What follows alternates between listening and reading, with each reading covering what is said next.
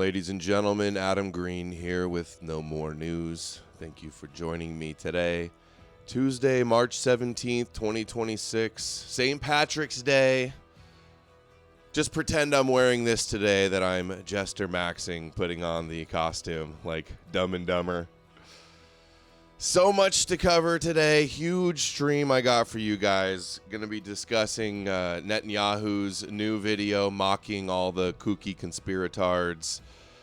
I'm having such Goyam fatigue. The Goyam fatigue is reaching unprecedented levels, to be honest.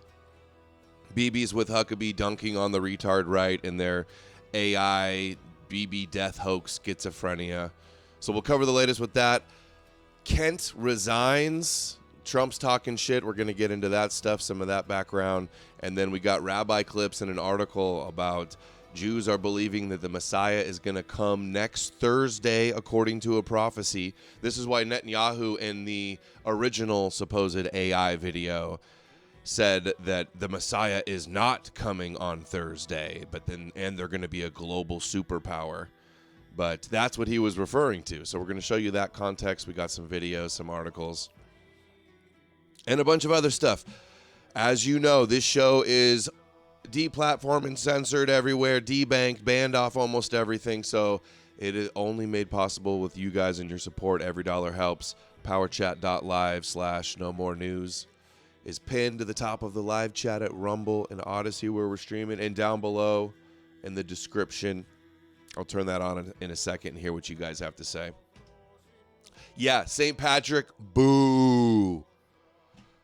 But my daughters love it. My wife does stuff to the house and makes it look like a leprechaun came by, and they set a trap to try to trap them. Daughter's real into St. Patrick's Day and all holidays too. Easter also, Christmas obviously. Okay, let's get this going. Here's the new clip. Mike Huckabee helps Prime Minister Netanyahu prove to the public that he's still alive. I guess just forever now, these internet detectives, these conspiratards are going to be saying everything's an AI. Everything of Netanyahu's AI. It's somebody wearing a mask. It's a body double. They're just never going to give it up. They're just going to keep doing it over and over again forever. Prime Minister, I wanted you to know the president asked me to come and make sure you were okay. Yes, Mike. Yes, I'm alive. I checked that, and I'm happy to see that. But he wanted to make sure because they're just dominating and taking over the world. Meanwhile, the internet anti-Semites are just like, oh, it's AI. Oh, you worship your Khazars. Oh, Baal worship. Oh, Adrenochrome. Charlie Kirk, Erica Kirk. Beef jerky and ball bank accounts. Bibi's really dead and Israel's losing. Trust the plan. You know, you guys get along too well. I know, and we shake hands with 5 fingers in each hand. You know, but I have to tell you, I'm alive, but I have this card. Oh. And, yeah, don't read it. So it's a punch card. Mm-hmm. Today I erased 2 names on the punch cards. A punch card where he erases names on his death wish. He has a death card where he erases names. And you see how many more to go on this batch. You know what the good news is? My name is not on the punch card. Your name is on the list of the good guys. Thank you. The good goys. You're on the good goy list. The righteous Gentile Noahide good goy list. You have a share in the world to come for being a good Noahide goy. Righteous Gentile, Shabbos goy. Thank you. It's either that or you're on the death list as Amalek. Noahide or Amalek. Goyam, that's your choice in the world to come. The U.S. forces are doing is incredible. We're very proud to stand shoulder to shoulder with them. And getting rid of these lunatics who would like to develop nuclear weapons and the means to deliver them to every American city after wiping out Israel. Every American city. We're wiping them out. Yeah, I'm sure if Israel got wiped out with Iran, which they haven't done, America wouldn't completely decimate and destroy, send Iran back to the Stone Age. Yeah, then they'd nuke us after. That's a real serious scenario. Thank you, Mr. Prime Minister. Good to see you. Thank you, Mike. Thanks. Take care. Thank you. Fake AI, fake. Get out your magnifying glasses, guys. So some of the they are doing that, by the way. They're still doubling down. Every day there's going to be another video, and they're just going to laugh at how stupid you are, and everybody's going to be confused and distracted and retarded and getting everything wrong. So the first thing they're claiming, look how he walks in. Look, they're walking through a hallway around a corner, and he's talking next to him and walking, and he steps sideways a couple times with his feet. Oh, nobody's ever done that before. Everybody always takes every step perfectly straight with the toes pointing forward. Look, this is the first. They're like, look at that. Nobody walks with their leg Yes, Mike. pronounced a little bit. I'm alive. I checked that, and I'm happy. Oh my God, nobody has a bad walking gait. I know, and we shake hands with Okay, there's number one. Couldn't fool the Goyam this time. We're on to you. It's all AI. The other one is he smiles.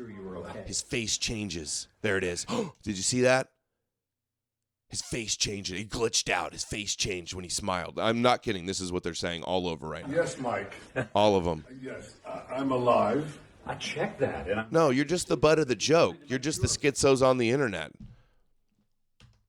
that are so retarded you can't even get anything right. Look at this. Hey, put some spooky music behind it, though, and then the Goyam will really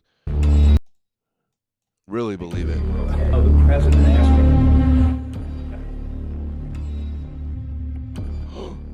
Wait a second. He smiled and his face wrinkled up? Oh my, have you guys ever seen something so suspicious? Dude, the AI is getting so good now.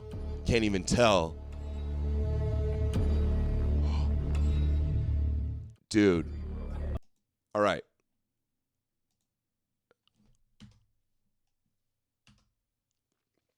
Matt Wallace. 2. Follows 12,000. This is such a sus account. 2.3 million followers. 7,000 likes. Oh, look. All they did was take the photo and change the color of their ties and move their pins around. And then it's exactly the same. These people, 500,000 views in an hour for this retardation.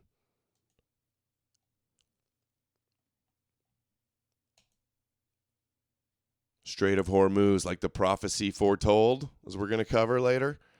Oh, this is all fake. This is all AI. He's not going any meetings. Iran's really winning and Israel's been flattened. They're just covering it all up, dude.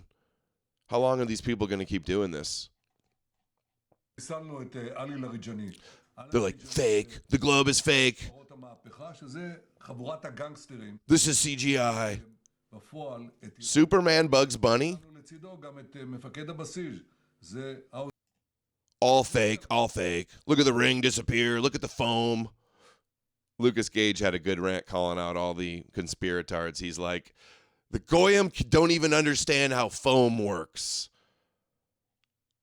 Look at this. 1.4 million views, 43,000 likes for some Aussie. Let's see. After the video I made yesterday that's already over 5 million views, a lot of you had the question, how do I know that he was put in a medically induced coma before flying to Germany? Well, let me tell you. What you're watching behind me are the flight details of the wing of Zion, the aircraft for Bibi Netanyahu. But watch this. So the aircraft takes off from Tel Aviv. There we go. Takes off. He's not Australian. And what then is this guy? What is this accent? Hours. Why would the wing of Zion be circling the coast for about 4 hours? Well, the only... Oh, clearly because they drugged him and put him in a coma. Couldn't be anything else, right? Probably because they didn't know where they were going to go. Maybe. The thing that comes to mind for me is they are here putting him in the medically induced coma and trying to stabilize him along with probably some other victims. Already I would turn this off. To ChatGPT and ask ChatGPT, hey, give me some more information about this plane. Okay, we're done. Already we're done. 4 million views. Now they're like, oh, why is he trying so hard to prove that he's alive? They're taking the opportunity to laugh and dunk on all of you retards that got your fingers in your nose, scratching your butt, thinking you're internet detectives. Look at the pixel glitch. It's a dead giveaway. Blinking pattern, AI generated. Earlobe. Hey, Grok, does foam act like this or would the foam spill? These ex-post detectives. Complete retardation.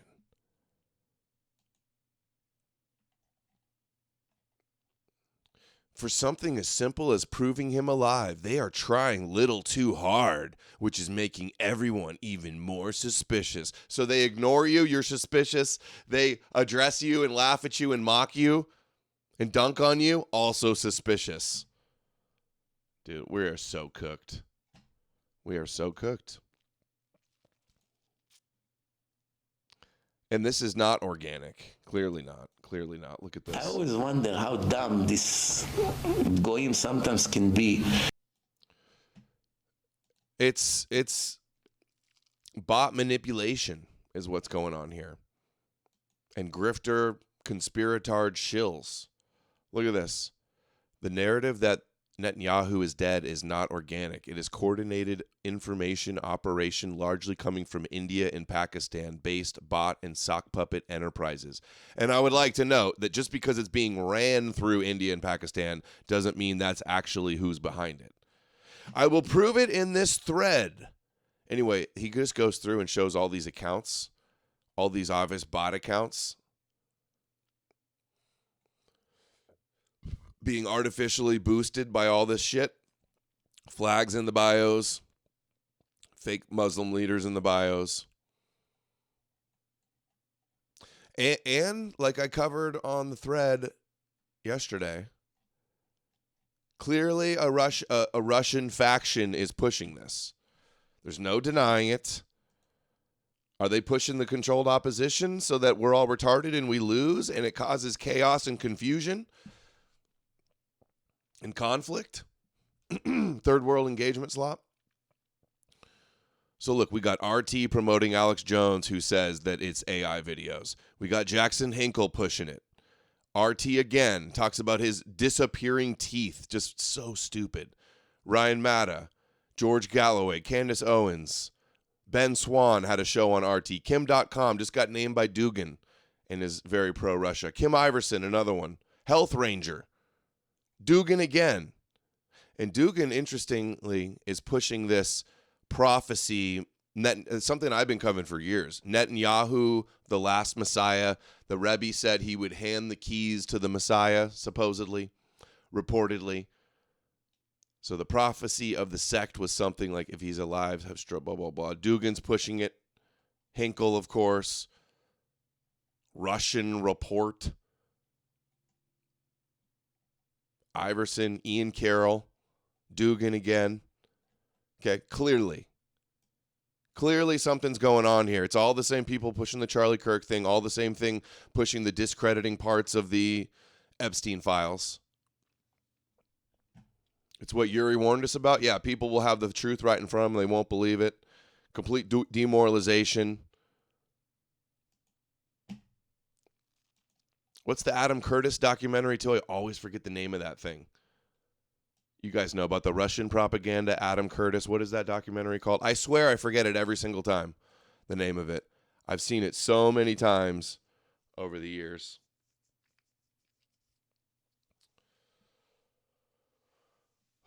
Okay, so hold on. Hypernormalization? Is that what it is? Trump. Here's Trump's latest. Man, I'm looking for my thing about where you forget things. Watch this, Simpson. Have I turned on the Powerchat yet? Every time I learn something new, it pushes some old stuff out of my brain.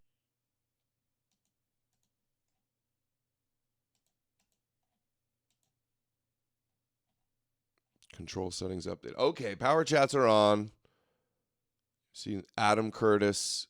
Chat doesn't know, huh? Hyper normalization. Okay, that's what I said, right? Okay, here's the latest from Trump. Latest wall of texts talking about NATO. The United States has been informed by, Rochelle, I guess I didn't have it turned on. $5 if we nuked Iran, Iran would then win the war. Because they tricked the US into defeating them, which is what they want. Happy St. Patty's. You know, some of the angle is definitely depleting America of our military resources so that if we do get in an engagement with Iran with Russia and China, although they're a little depleted too because of Ukraine, but still, we're going to be very weakened in a vulnerable spot if we have a long engagement with Iran. Okay, here's Trump's latest statement.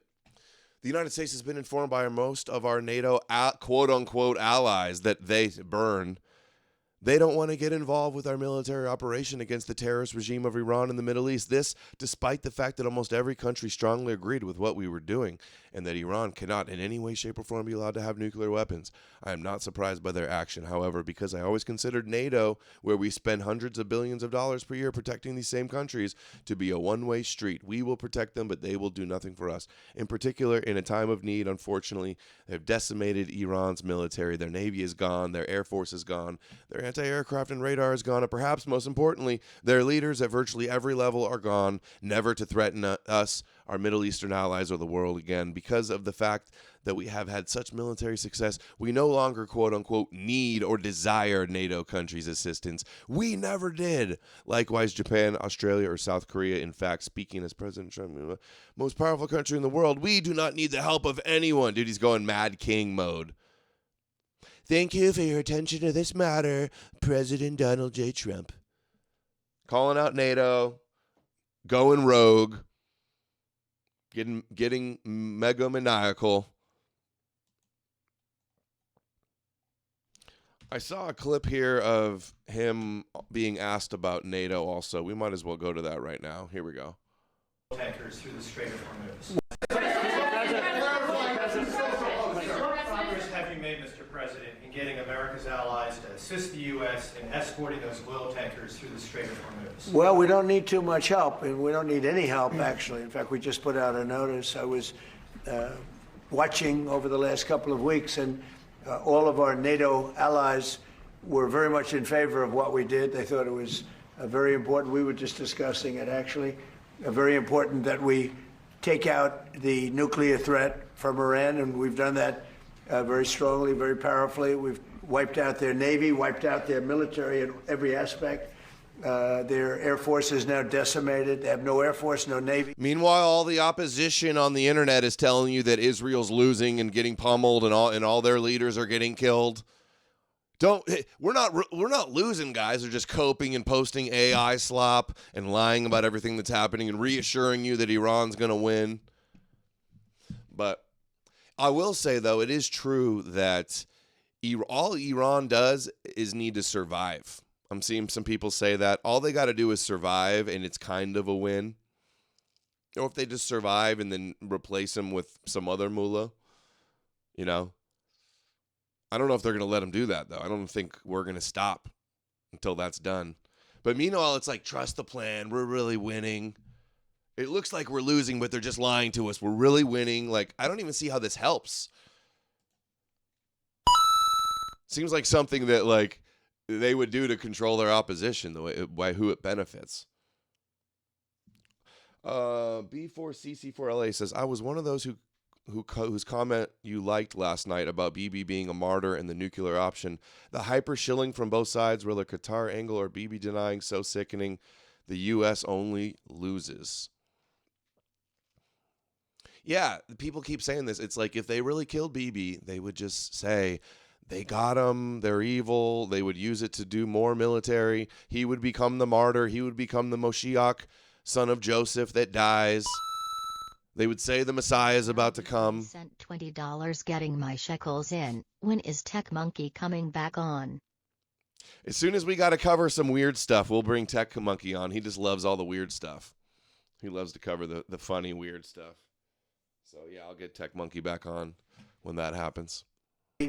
They have no radar. Their radar is entirely gone. Their anti-aircraft machinery is gone. Everything is gone. Their leaders are gone. I guess one of their top person was, they say, a lot of people say their actual top was killed yesterday, along with somebody else who was responsible for the killing. The man that was responsible for the killing of 32,000 people over the last 2 weeks, he was in charge of the killing of protesters. It's an evil group. I mean, they've killed much more than 32,000 people. And the man who was Does anybody believe that? was also killed yesterday. And all of the NATO allies agreed with us. But they don't want to, despite the fact that we help them so much, we have thousands of soldiers in different countries all over the world, and they don't want to help us, which is amazing. I mean, amazing. And I didn't do a full court press because I think if I did, they probably would be. But we don't need help. That war has been long prosecuted, as far as I'm concerned, almost from day one. We knocked out many of these things. We knocked out the Navy essentially in a couple of days. But I was surprised to see that NATO, while they agreed that it was a very important thing to do, they agree fully. Nobody said, oh, you shouldn't do it. They would have had a nuclear weapon within 1 month of when we had the B-2 bombers bomb the nuclear potential. I call it the nuclear dust. So I think NATO's making a very foolish mistake. And I've long said that, I wonder whether or not NATO would ever be there for us. So this was a great test, because we don't need them, but they should have been there. The other thing is, and I think, very important, we didn't have to be there for Ukraine. Biden chose to. Is this unfair? Or is NATO going to come out and condemn and say we didn't want to join because we didn't want to be a part of it? Is this true? Was NATO really telling them they think it's a good thing and they were okay with it? Should NATO have been there helping us do this? Or on what would be their excuse not to? They don't want to escalate with Russia or China? Spend hundreds of billions of dollars on Ukraine. And I guess the head of Germany just made a statement that, they weren't involved and they have nothing to do with the war. But at the same time, they think we did a great thing by knocking them out. Nobody wants to have Iran, or anybody, but nobody wants to have Iran with it. What's the UN saying? How come we haven't seen any UN meetings about the war with the attack on Iran? That's kind of weird, right? You'd think all the world leaders would be going there condemning the West and Trump for, all of these attacks around the world. Venezuela and now this, threatening Cuba. No, there's no UN emergency meetings or anything. It's a little bizarre. They got to be coming soon. You would expect it. Remember how at the UN, so many of the world leaders got up and called Israel, saying they're genociding in Gaza and ethnic cleansing and stuff. Huge disavowals. Because these people are crazy. They're absolutely crazy, and they're vicious, violent. I mean, they killed, think of it. They killed, now I hear it's about 41,000 people. They put out a notice 2 days ago. Anybody that protests will be immediately shot and killed. That's pretty tough stuff. So everyone agrees with us, but they don't want to help. And we as the United States have to remember that, because we think it's pretty shocking. Jenna says NATO is defensive only. Well, maybe that's their explanation. Oh, look, there's a new trailer for Dune Part 3. That's right. Let's watch that. We got to watch that at some point after this segment. Dune 3 Messiah. Can't wait. Let's see. Let's back it up. We do not need the help of anyone. Iran war won't be much longer. Ireland. The Irish did Ireland. The Irish did not come to America. They helped found America, the fact is, and they helped build America. And these are incredible people. I know them well. And with a little bit of Irish luck, they helped make America into the most exceptional nation the world has ever seen. And we're doing better. We had to do a little excursion, if you don't mind. A little excursion to take care of nuclear weaponry in the hands of maniacs. But other than that, in a couple of weeks, and won't be much longer, it's moving along fast. We're way ahead of schedule. Did you know that, Mr. Speaker? I'm trying to save a lot of money by being ahead of schedule. We're way ahead of schedule. Nobody would have thought, somebody, a great war historian told me today, nobody would have thought you could do that much damage in that little time. I'm the greatest war hero that's ever was, the Prince of Peace, Peace Awards, greatest warrior, savior of humanity, saved by God to save the world. 2 weeks, but we're way ahead. But we had prior to that, and really, I guess you could say after that, but prior to that, and it'll bounce back so fast, the oil prices will drop like a rock. No, I'm not afraid of. In Iran, because the Iranian regime has told Sky News, if you put boots on the ground in Iran, it will be another Vietnam. Are you afraid of that? No, I'm not afraid of. I'm really not afraid of anything. I'm not afraid of anything, not even God, not even Jesus. This is actually hilarious trolling by Trump. I can't deny it. Straight of it, calling it, posting a meme that it's the Strait of America. More like the Strait of Israel. Am I right? More like it. The worst people in with Iran, and they all acknowledge that Iran can't have a nuclear weapon. You yourself say, you know, these are horrendous people. These are the worst people, and going back to Hitler, right? Going back to Hitler, these are the worst people. That's a long time ago, and there's been nothing close. Every problem, so many deaths, 90% of the people that got blown up by landmines, they loved them. You know, Soleimani, we killed him. If we didn't, it might be a different story, because he was a horrible person, but he was a very powerful person and leader and smart. But we killed him. If we didn't, I think you'd have it. I did. But I think we'd have maybe a different situation with Iran. And they all acknowledge. It's Haman. It's just like Hitler and just like the Persians. Look, here they are. This is so crazy. Look at this. It's Haman. We know it's Hitler. It's Hamas. It's the same continuum of hatred. And we will defeat that continuum in our generation. They're going to wipe out Amalek like the flood. Hispanic Christian leadership says. Oh, I thought I saw another one where the lady said the day before. Oh, yeah, we'll find that. You can pull that off. Where does this come from for you? Like, what was your spiritual awakening? Like, Pastor Sam, like, how did this happen to you, and from where did you find this inspiration?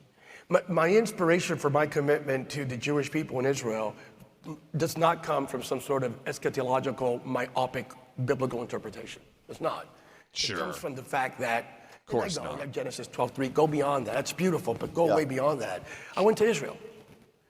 I went to Israel, and when I went to Israel, it changed my life. And then I bet it did. Due diligence, and as a young, I was in my early 20s, which in my mind it was just last year. And you can pull that off. I'm just saying. It's Latino Botox, but anyway. Latino Botox. It changed my life, Jonathan. It did. I came back. I looked at my wife and went like, "Oh, we got a Christian groveling to to Greenblatt. Hilarious." Pero qué es esto? ¿Qué estamos haciendo? And it convicted me that, Sam, you can't be silent, man. And you can't be silent, and you can't be satisfied with just praying and saying, God, protect our Jewish brothers and sisters. You got to speak up, and you got to act up, and you got to vote accordingly, and you got to motivate others, and you got to push back. This is on so cringe. Every single manifestation. It's Haman. We know it's Hitler, it's Hamas, it's the same continuum of hatred, and we will defeat that continuum in our generation. It's Amalek. It's Amalek. Good goy. Good goy. That's right. Anybody that opposes the Zionist agenda is Amalek and must be destroyed. Let's see Chris's page here. I cannot believe Chris has not exploded to like 200,000 followers with all the clips he has. That's not it. Where? Oh, he's a bunch of new ones up here I haven't been seeing. What? Who's that? I could have sworn I just saw one where the lady said it right before. She goes, tomorrow's Purim, and then talked about the hit. All right, here we go. If I didn't terminate Obama's horrible deal that he made, the Iran nuclear deal, you would have had a nuclear war 4 years ago.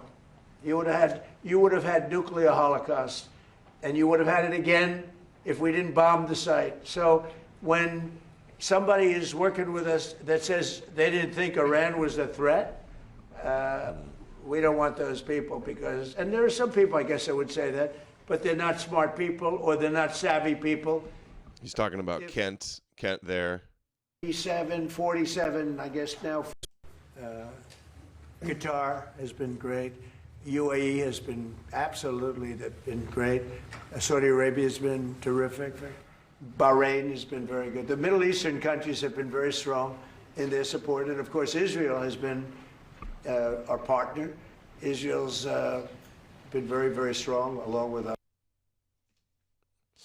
Israel's so strong. I was against Iran long before I even thought about Israel being against Iran. If you look back, many years ago, I talked about Iran was a big threat to this country, to this world of ours, and turned out to be I was right. In fact, I said you have to attack Karg Island. You have to attack them years ago when they were acting up. They've been acting up for 37, 47, I guess. 88, I think, is when we played that yesterday. Brian Kilmeade brought it up, and Trump was like, what the hell are you doing, bro? You think I'm going to tell you where we're about to attack? Now 48 years. For 48 years, they've been bad players, vicious players. Oh, it's 48 now? He's not doing the 47 anymore? Did he just forget that it's supposed to be 47, or is it did Iran's birthday pass? And you can't let them have a nuclear weapon. If they got a nuclear weapon, I would say they would have used it within 24 hours after having it. And they would have had it if we didn't bomb them out from that great raid with the B-2 bombers 8 months ago or so. You would have had a nuclear war in the Middle East and maybe beyond. I think it would have hit Europe. Maybe not Ireland, but it would have hit Europe. I think you would. Maybe not Ireland. Piece of it.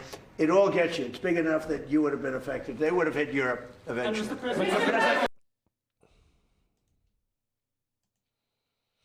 Okay, here. Getting out of NATO. This is the one I was talking about. Haman. Look at this. Jewish activist says the day before, tomorrow night is Purim. It's clear. Take out Haman with an F-15. We should be and they telling did it. People. Oh my gosh, this is Kyle's mom. Tomorrow night is Purim, and I think it's clear to all of us now that the best way to fight anti-Semitism is to take out Haman with an F-15. But short of that, yes, anti-Semitism, fighting anti-Semitism is a losing battle. Because if we are trying to convince people... Is this the girl that was on that science nerdy show? What was that called? That's who it reminds me of. To love us, same physiognomy as that girl. Pity us, we have already lost. Instead, we should be shouting our story from the rooftops. We should be telling people what we are fighting for. Tonight, the people of Persia know that, and we should too. Thank you. Tomorrow night... Calling for their Haman assassinations. Stereotyping Jews is terrible. Cortisol inbound. Mayim Bleak. That's who I'm thinking of. Thank you, Vril Vision. That's who I thought it was. Is that not her?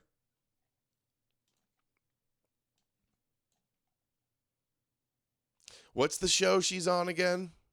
The nerdy science show? Anyway, close. Close, but it's not her.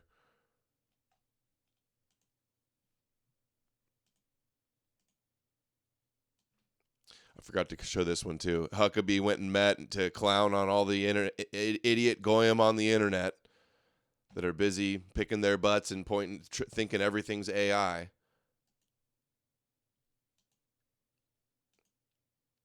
But why did they edit this clip out? Now. This is when they turn the cameras off. This is what they actually said. Extended clip here. We want Moshiach now. We want Moshiach now. We want Moshiach now. We want Moshiach now. Big bagel theory. We want Moshiach now. We want Moshiach. It's not called Blossom. Big Bang. Yeah, the Big Bang show. Big Bang Theory. Let's do this clip of Nick talking about people. The Goyam. Talking about the AI Bibi videos. Exploder sent $100. Dude, it's not even the deep. It's just the world is ran by an ancient and bred cult of Satan-worshipping pedophiles who are using blackmail and imaginary money to stay in power. No, you idiot. They're Yahweh worshipers. The Jews worship Yahweh. And they're brainwashing you into their prophecies. Goy Exploder. Oh my gosh. Why? Why is it so bad? What happened? It wasn't always this way. It wasn't always like this. It was always out there, but it was just like very, very fringe. Now it's been mainstreamed. Tucker and Alex Jones and Joe Rogan have like mainstream. Candace have mainstreamed coast to coast tier, flat earth tier, completely delusional, schizophrenic distractions and kosher slopposition. Look at his face. He's just disgusted with it. Every day I see a clip of him talking about the Goyam are retarded. Dude. Goyam fatigue. Honestly, red pilling the normies was a mistake. Mark Levin, if you could hear us, please say it was a mistake. Are the Goyam okay? Seriously, the Goyam are not okay. 80% of the Goyam think Netanyahu is dead. He gives a speech. This is all a bunch of people that you've been associating with and propping up, going along with for years.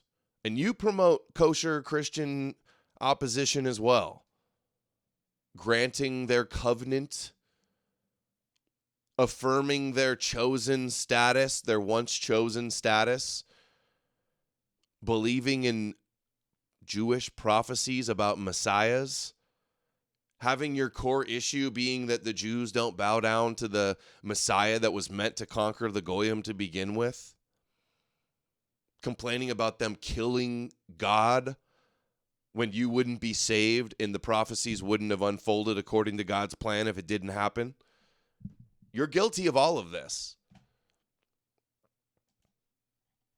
And it's a bunch of your friends and people you've worked with that are pushing all of this. They go, he has 6 fingers. You mean he has a thumb? They go, look at the coffee. The coffee is AI. The coffee is AI. Dude, the Goyam are not okay. His whole thing is promoting the Catholic Church that disavows him. Dude, it's not that deep. It's just that the world is run by an ancient cult of Satan-worshipping pedophiles. This is like coworker talk. This is like coworker ideology. This is like your chutted out coworker. Villager peasant. This is his political ideology from Instagram Reels. Like that. Medieval peasant anti-Semitism. Or more realistically on Reels. But your main ideology is the stereotypical anti-Jewish trope of them deicide. Susceptible to the dumbest conspiracies. Right. They are already primed for it. Good point. You're right. That's the other thing, is a lot of these people promoting all these things are Christians and Muslims as well. It's not that deep. It's just, dude, it's Jews. Just say Jew. And it's not Satan-worshipping, inbred pedophiles, blackmail, blah, blah. It's Yahweh worshipers. Jews that are Yahweh worshipers. Super chat, I get. And you promote Yahweh as well. That's the whole problem. Yes. Kissed and Poop sent $20. And hey, just saying like, oh, it's stupid or you're bad is not a response. He has no response. Oh, you're going to hell. Okay.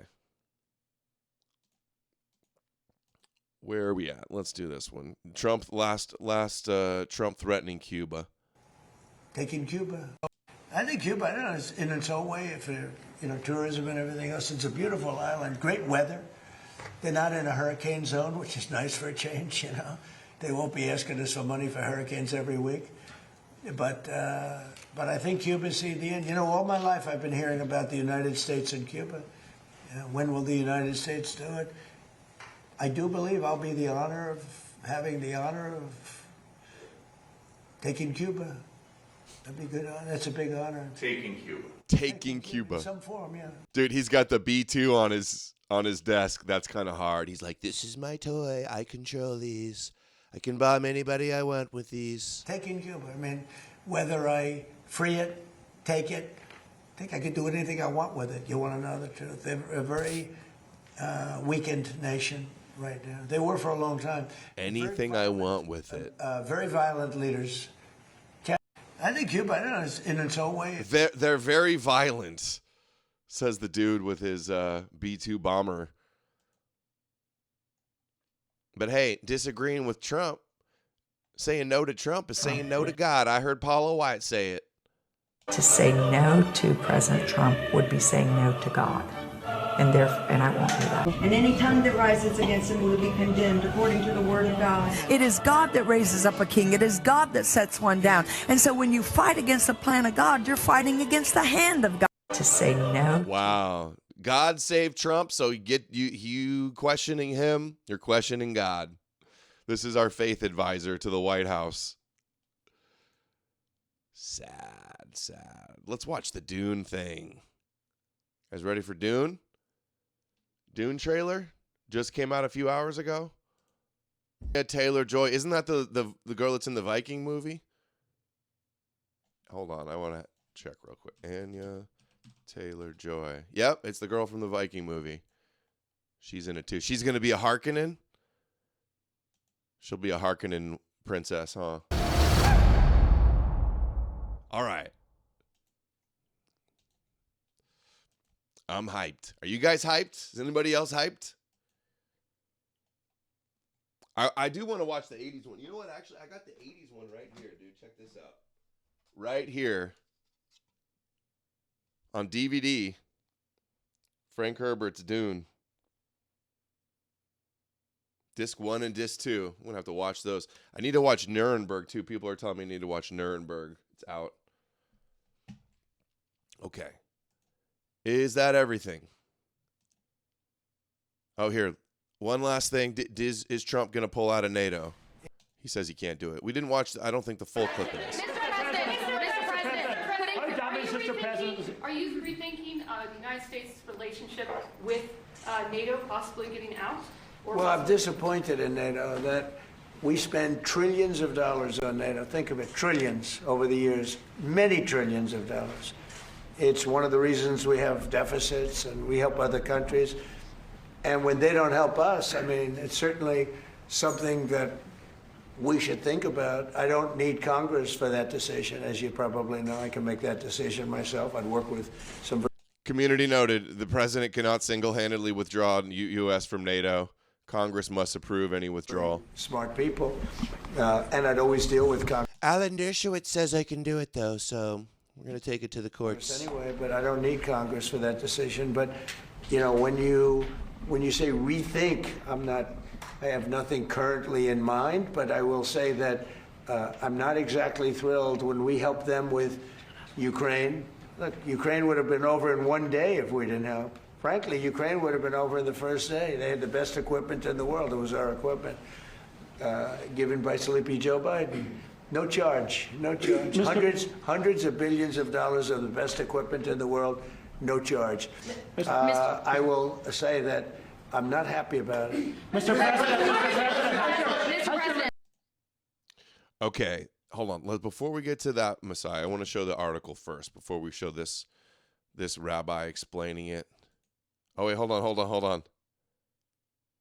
Oh, look at him talking shit about Macron for not joining the escorts for the Strait of Hormuz. Until hostilities finish.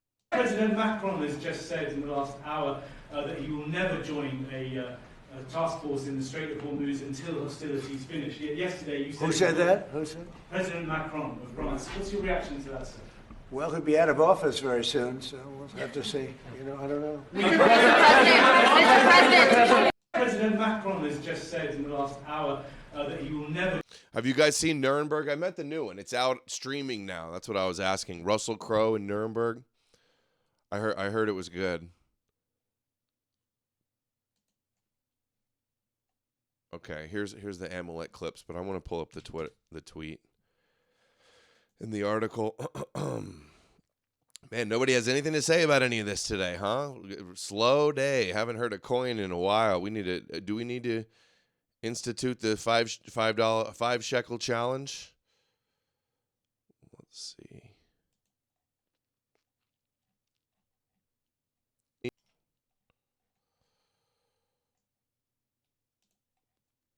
Here it is.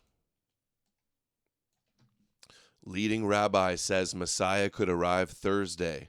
Cites 500-year-old book naming the Strait of Hormuz as site of a final war. This is out today from Adam Eliyahu Berkowitz, the Third Temple Institute writer for Israel 365. Hold on, let's pull this up.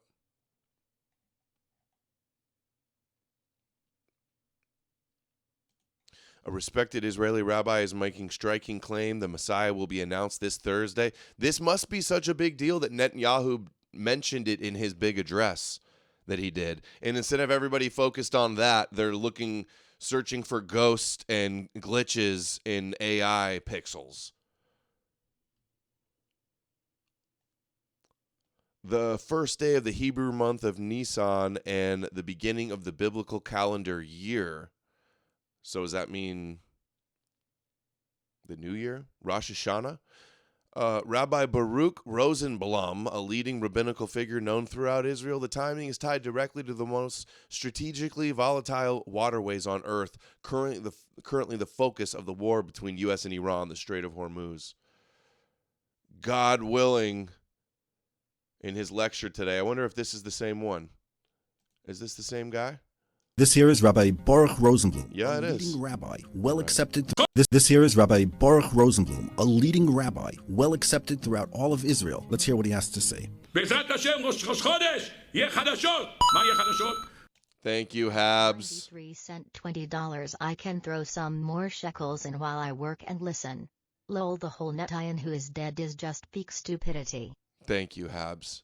I know, is it not embarrassing? Doesn't it feel like we're so cooked? How blackpilling is that all the opposition is just completely retarded? We're being led by the lunatics are running the asylum.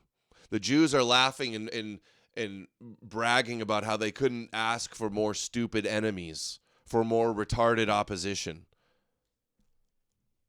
God willing, Rosh Chodesh is this Thursday. There's going to be an announcement. What's going to be the announcement?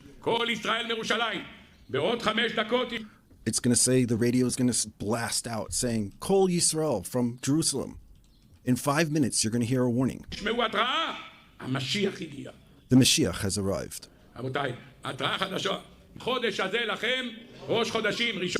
Why do I think it's going to be on this Thursday? Because it says that the first Chodesh, the first month, is Nissan for all the year. When will Mashiach come? Our rabbis teach us. It's going to come on the first day of Nissan, this Thursday.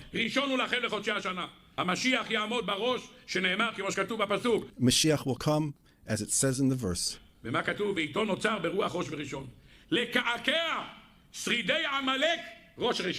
Why does he come on the first day of this month? To remove the head of Amalek on this Thursday. It's crazy how much he looks like Rabbi Shapira. If he's Rabbi Shapira on Ozempic. They're all so closely related, genetically related that they look like they could be brothers. Optics Prime said bombing Haman, yeah. What do we have to finish? What part of the war do we still need to finish until we get to Rosh Chodesh Nisan? To remove the head of Amalek.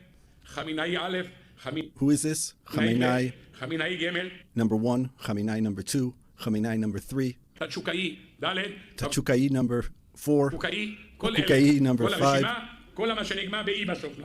Any name that finishes with the E at the end. We have to finish them off. All the leaders of our enemies need to be finished off by this Thursday. He's joking. He says, I called Trump and I told him, you got to finish the job by this Thursday. Joking, really? Was that really a joke? He says, God willing, you'll bring a B-2 bomber. You have enough of them. And you'll finish the whole thing. We'll finish it 1, 2, 3.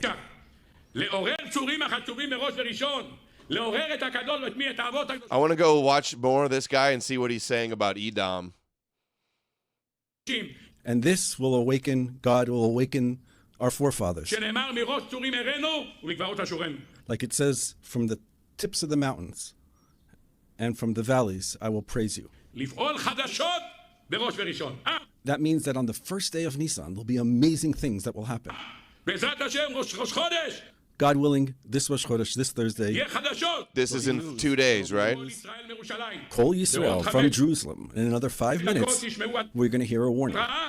The Mashiach has arrived. This guy seems like a madman. I love how the justification for the war was Iran or a bunch of apocalyptic death cultists. When this is what the rabbis sound like in Israel too. I mean, it's true. Shia Islam and all, Christianity, Islam, they're all Christianity, Judaism, Islam. They're all apocalyptic messianic death cults, which is why it's odd that they're using that as an excuse to bomb Iran when they got the same thing. That's the point I'm trying to say. To tell you that there will be special things, amazing things happen. If I were to tell you that there was a sound, a siren that was heard, to tell you to go into the safe room, that's not news. That's already old news. Everybody knows that. Thank you. To make a complete protection around ourselves that we know how to do. We know how to do. You guys want to hear something crazy? Adam King is flying to Israel on Thursday, and he's had it booked for months to fly to Israel on Thursday. What do you think that means? Adam King. Awaken the redemption on the first of the first. To bring the offerings that are in Ezekiel 46 that we bring for the Melech HaMashiach. What, like the red heifer? He's taking the red heifer ash, flying on Thursday to Tel Aviv, to Jerusalem? Is this the one where he explains it here? I saw Amalek shared. This is the one where he explains it. 402. Okay, no, this is a different one. We'll do this one. Thank you, Amalek. Amalek found these. Oh, by the way, for context, this is what Netanyahu said last week. And I believe we all recognize the fact that we will reach to the kingdom.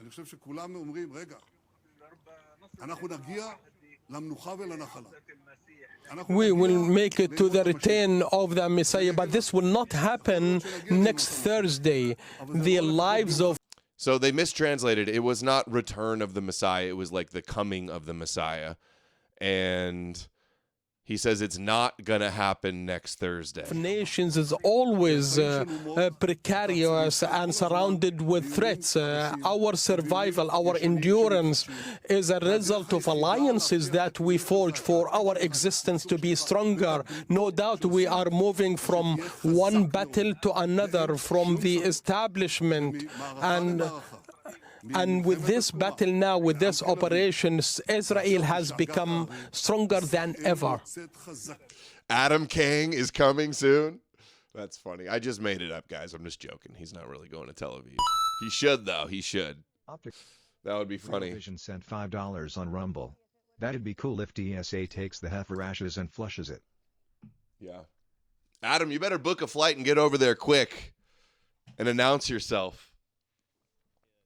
That'd be cool if TSA takes the heifer ashes and flushes it. That would be funny.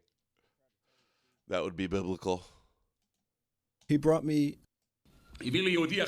Today, a special Jew brought me... He brought me a little piece of a book that was written by a man, a great sage named Rav. Maybe Kushner will do something amazing on Thursday. They'll be like, oh, the Kushner plan. Kushner has some trick up his sleeve, and they do something to Iran, and then they credit Kushner. Shmuel Laniado, who lived 500 years ago and wrote the following thing. The name of the book that it's found in is called Kli Paz. In the book of Isaiah, on the verse that it says, וטבח גדול בארץ אדום. מה זה בוצרה? What is Botzra? What is this place that... A great slaughter in the land of Edom. Isaiah is talking about when he says Botzra. The Lord's sword has become full of blood, made fat with the fatness from the blood of lambs and goats, from the fat of the kidneys. $5 on Rumble. Do you have a recommended working reading list posted somewhere besides the Jesus Deception and Scribina's works? I do not. But that's something maybe I could put together on my website. Good idea. I used to have one like that on my old website. There's a song everybody sings, many Jewish homes singing. It's called Dro Yikra. And in that song... Thank you, Rogue Opinion. Just bought a book. What does it say in that song about the third temple? It brings this word, Botzra, that's found in Isaiah 34.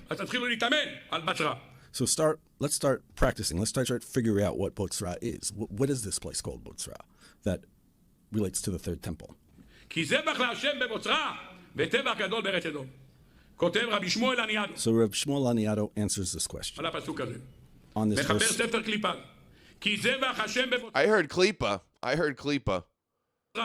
What does it mean that there will be an offering to God in Botzra? מדינה יש רחוק מבבל. There's a country that's far from Bavel, far from Babylonian, ושמה בוצרה. and its name is Botzra. ובין גבול אשור ופרס. And it's between Ashur and Persia. ובין גבול ארץ אדום. איך קוראים למקום הזה? זהו. And it's at the border of Edom. What is the name of this place? הורמוז. It's called Hormuz. אתם יודעים מה זה הורמוז? Anybody in the crowd knows what Hormuz is? מה זה הורמוז? What's Hormuz? מצרי הורמוז. That is the Strait of Hormuz. מה הולך שם במצרי הורמוז עכשיו? אתם יודעים? Anybody know what's going on right now in the Strait of Hormuz right now? מה? האיראנים רצו לשים פצצות שכל אונייה שתעבור The Iranians wanted to put bombs there, that any boat that passes through שם, תתפוצץ, נכון? blow up. הם יחסמו את המעברים של הדלק, ואז They're going to stop all the pathways for oil to get through. And then what's going to happen? There won't be oil in the world. שליש עולם ניזון מהמעבר הזה. 1/3 of the world gets their oil through this strait. יחסמו. מה? What's going to happen if the Iranians close it off? What did Trump say? טראמפ מהכדור שעבר לו באוזן. When he got the bullet, just nipped his ear, God spoke to him. What did God tell him? אמר אתם הורדתם לי כדור באוזן. כל So what did Trump say? You gave me a bullet in my ear. אונייה שלכם אני אוריד. Any boat that goes through the Hormuz Strait, I'm going to take out. הוריד להם עד היום לא יודע כמה 20 אוניות, נכון? Okay, this rabbi might be an office rocker. אתם לא תגמרו. More than usual. יהיה פתוח. And he says, if you don't stop, we're going to do everything to keep this path of Hormuz open. הוא אומר, והיא, כותב הרב שמואל הניאדו. And Rav Shmuel Eliyahu wrote, והוא המקום שנקרא מצרי הורמוז. and this is the place that's called Mitzrei Hormuz, the Strait of Hormuz. נמצא תחת ממשלת הישמעאלים. And he says that 500 years ago, he wrote that this strait is under the control of the Ishmaelim. וברוך היודע אמיתתם. The spice must flow. I like that. Blessed is those who understand what this means. Good one, unconventional wisdom. Perhaps. יהיה דרך שם המלחמה האחרונה באחרית הימים. I thought he was going to do the ear clipped thing as the prophecy of meaning he's the slave type of thing. He didn't do that. This place will be the place where the final war will take place. Wasn't there something else about... I thought the final war was supposed to take place in the valley of, what is it? Jehoshaphat? Something like that? Oh, wait. Keep watching. Okay. There's more we're going to do. Also, a couple weeks ago, weren't we saying that, like, they were saying the war was going to last for 24 days?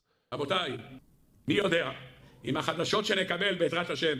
Gentlemen, who knows if the news we're going to get בראש חודש ניסן. this Thursday on Rosh Chodesh Nissan. Okay. And then here's the last one. 255. This be fulfillment of the prophecy. Today I went up on the rooftop in the old city, and I was thinking, Megiddo, Hashem, right? That's like the battlefield, right before Megiddo. the month of Nissan, and the first of Nissan is the day when, in the book of Ezra, it says that there was the mass aliyah, the first mass aliyah, But if you take a look in Ezekiel 38, 39, you talk about the story of Gog and Magog. What happens? Well, first the Jews return, a lot of them, and then they build up Jerusalem. And then the hill of Megiddo. Say, the battle of Armageddon, the hill of Megiddo. How could this be fulfillment of the prophecy of the Jews that is written in the Torah? They all want to say replacement theology. They want to say anything, but other than the Jews are fulfilling the prophecy. And it's happening. So Iran gets ballistic. See, that's what I said yesterday. You can say that you got the new covenant and you're the true Israel and the Jesus is the temple, but they're still following their shit. That does nothing to stop. They don't care what you think. They're still going to keep doing it. And if your only response is it's satanic, but it's got to happen because our prophecies say it does, you're not stopping it. And what do? They get a regime that wants to take out Israel. Since 1979, they've been trying to do this. And since 1979, this has been the number one project for Israel to try to get the intel, the information, and the authority from the U.S. government to do this. And it's happening. And miracles are happening every single day. I was right, too. It's also the Valley of Jehoshaphat is where the final war in the Bible happens in Joel 3. So it's both, I guess. Is Megiddo the same? On Rosh Chodesh Nissan. We're about to be there. It's in 2 days. So anyway, the point stands. The Bible actually, my understanding is the final battle was not supposed to happen in the Strait of Hormuz. So I think this rabbi might be full of shit, to be honest.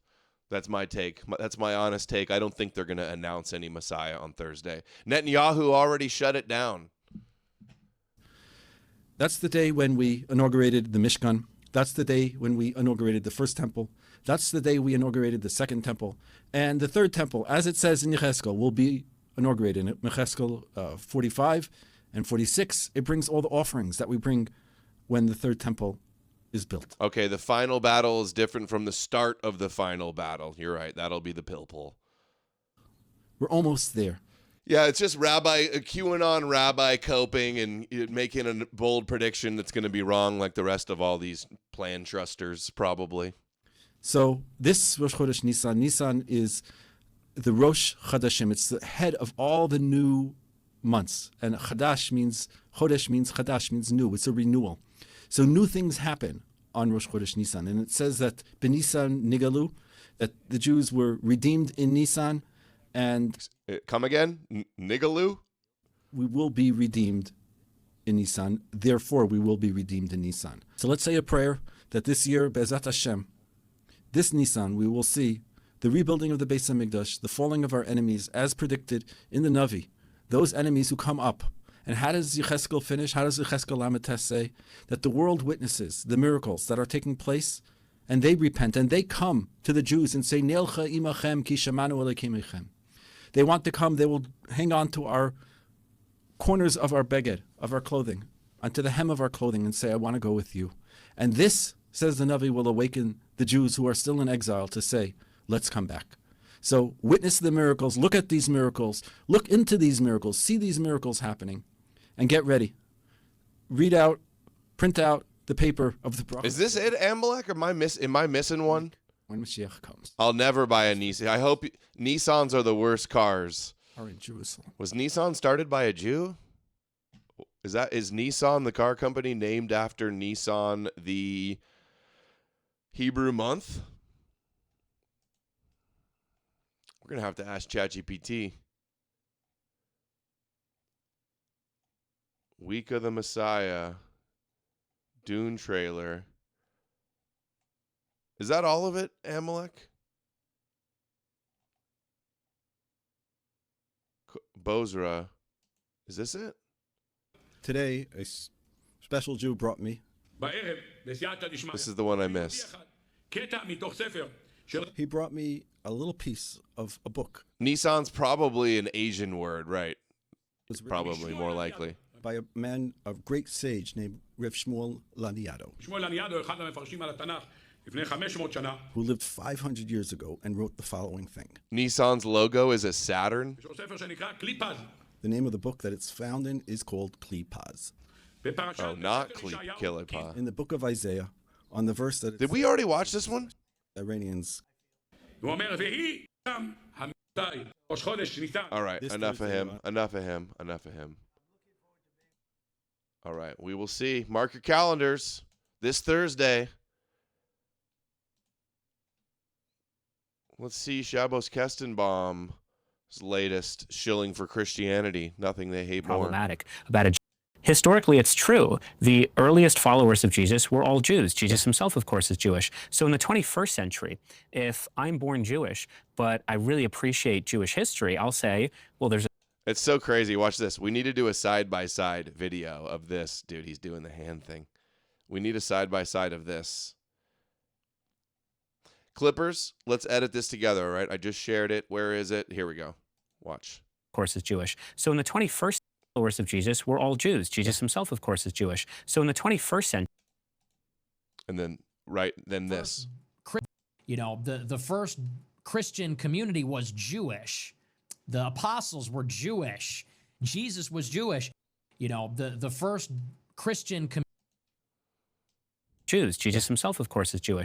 Historically, it's true. The earliest followers of Jesus were all Jews. Jesus himself, of course, is Jewish. So in the 21st century, if I'm born Jewish, but I really appreciate Jewish history, I'll say, well, there's a strong historical record of Jews following and worshiping Jesus. Why can't I? So from a Jewish perspective, what's theologically problematic about a Jewish person today who has been handed a Jews for Jesus pamphlet on the way to work? And he says, you know what, there's actually a strong historical record of Jews doing this anyway. Why shouldn't I look into this?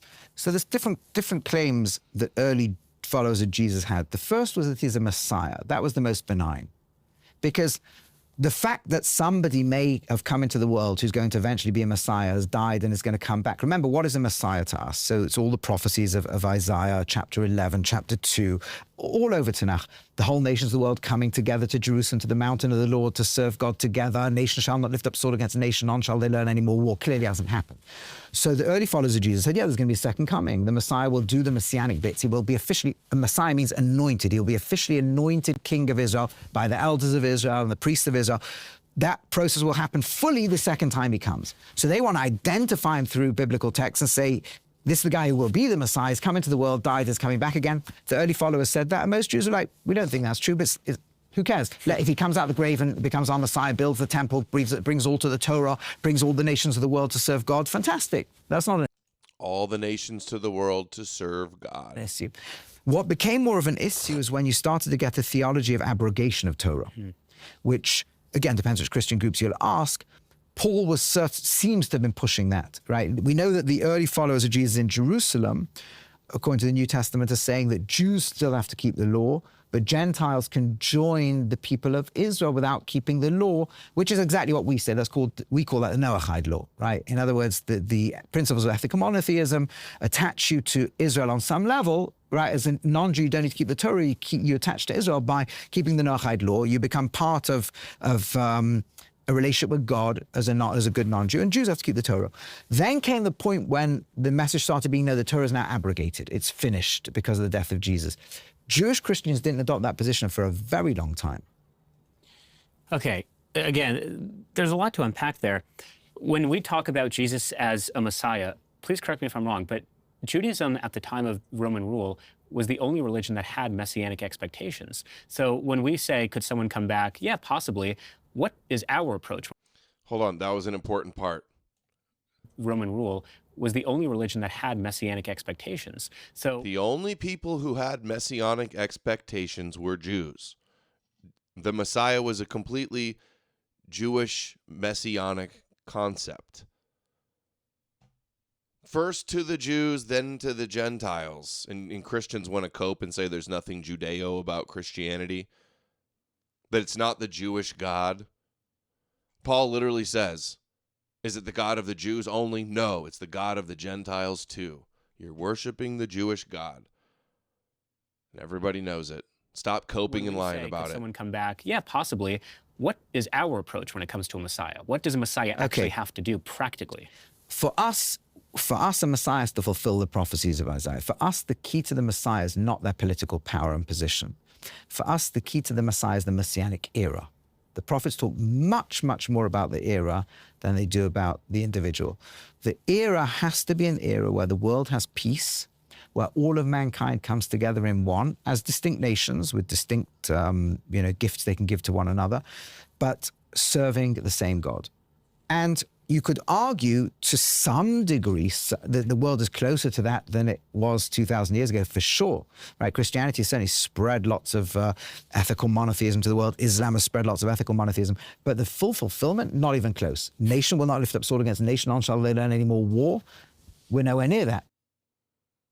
And there he said Christianity and Islam brought the world closer to ethical monotheism, Jew God worship. In other words, Jew God worship. Hold up to what do you want each nation? I work at PragerU, and it's predominantly Christians that I'm working with who are wonderful people. And one of the things they don't really understand about our faith is if we believe that the religion we're practicing is truth, it's the right way to live a life, well, they would say, why don't you have an obligation to tell us that? As in, I know in my personal life, Mormon missionaries, they've tried converting me, and I always tell them, if you can make a convincing argument, I'm happy to be converted, but thus far it hasn't really worked. But I would often ask them, you're 19, you're 20 years old. Before you went to college, you're spending a year in Los Angeles talking to strangers about the Book of Mormon. Why? Why are you so passionate? And they said, well, if someone had the cure to cancer and they weren't telling people about it, wouldn't you find that odd as well? We as Mormons... Okay, I wasn't going to show it, but since he's talking about Mormon missionaries, did you guys see the video I posted of my short interaction with the Mormon missionary at the beach? Let's see. I'm looking for it right now. Here it is. It's like my most popular video ever on TikTok somehow. It's got over 3,000 views on TikTok. It's a little uneventful. The dude just doesn't even know what a messianic prophecy is. He's out here evangelizing, selling Jesus to people, shilling Jesus. And I ask him, what are some of the messianic prophecies? And I'm going to say, like, you think it's more likely all the magical stuff happened or somebody invented it. But he's like, what's that? He doesn't know one messianic prophecy, and then says he doesn't even know his Bible. Watch. What's up, guys? Are you guys Mormons? Something like that, yeah. How you doing? Jesus Christ of Latter-day Saints. What's up? I got a question for you guys. What's some of the prophecies that Jesus fulfilled in the New Testament that means he's the Messiah? People are like, you're picking on this little kid. He's out there shilling Jesus on the street, and I ask him the most basic question about Jesus. This part was not supposed to be the gotcha. What do you mean? Prophecies that Jesus fulfilled in the New Testament that means he's the Messiah. What do you mean? Like, what prophecies, what verses did he fulfill? In what sense, though? Do you believe in messianic prophecies? Instead of repeating the question, I was just shocked he didn't know what I was talking about. I should have just been like, Jesus fulfilled all these things. Born a virgin, rose from the dead, suffering Messiah, donkey into Jerusalem, born in Bethlehem. So you believe in a figure that fulfilled hundreds of Old Testament prophecies, right? I should have walked him along with it. I messed up right here. I was in shock. I'm like, you don't know what messianic prophecies are? I don't know what that means. You're a Mormon? Okay. Missionary? Yeah. Did Jesus fulfill prophecies of the Old Testament? Probably. I'm not too knowledgeable on my Bible. I'm not gonna lie. Really? Yeah, nah. Okay. What nationality is Jesus? He's like, I just work here, man. Sorry, my parents are Mormon. They've had me going since I was a kid. I never really was into it, but now here I am. They told me I got to do this before I go to BYU, and they give me a wife and kids. Jew? I don't know. I'm not gonna Oh, lie. really? Yeah, nah. Okay. He knew this though. What nationality is Jesus? Jew? I don't know.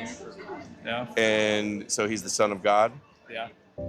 And you worship him? Do I worship Jesus? Mm-hmm. Like as he's God? Time sent $5 on Rumble.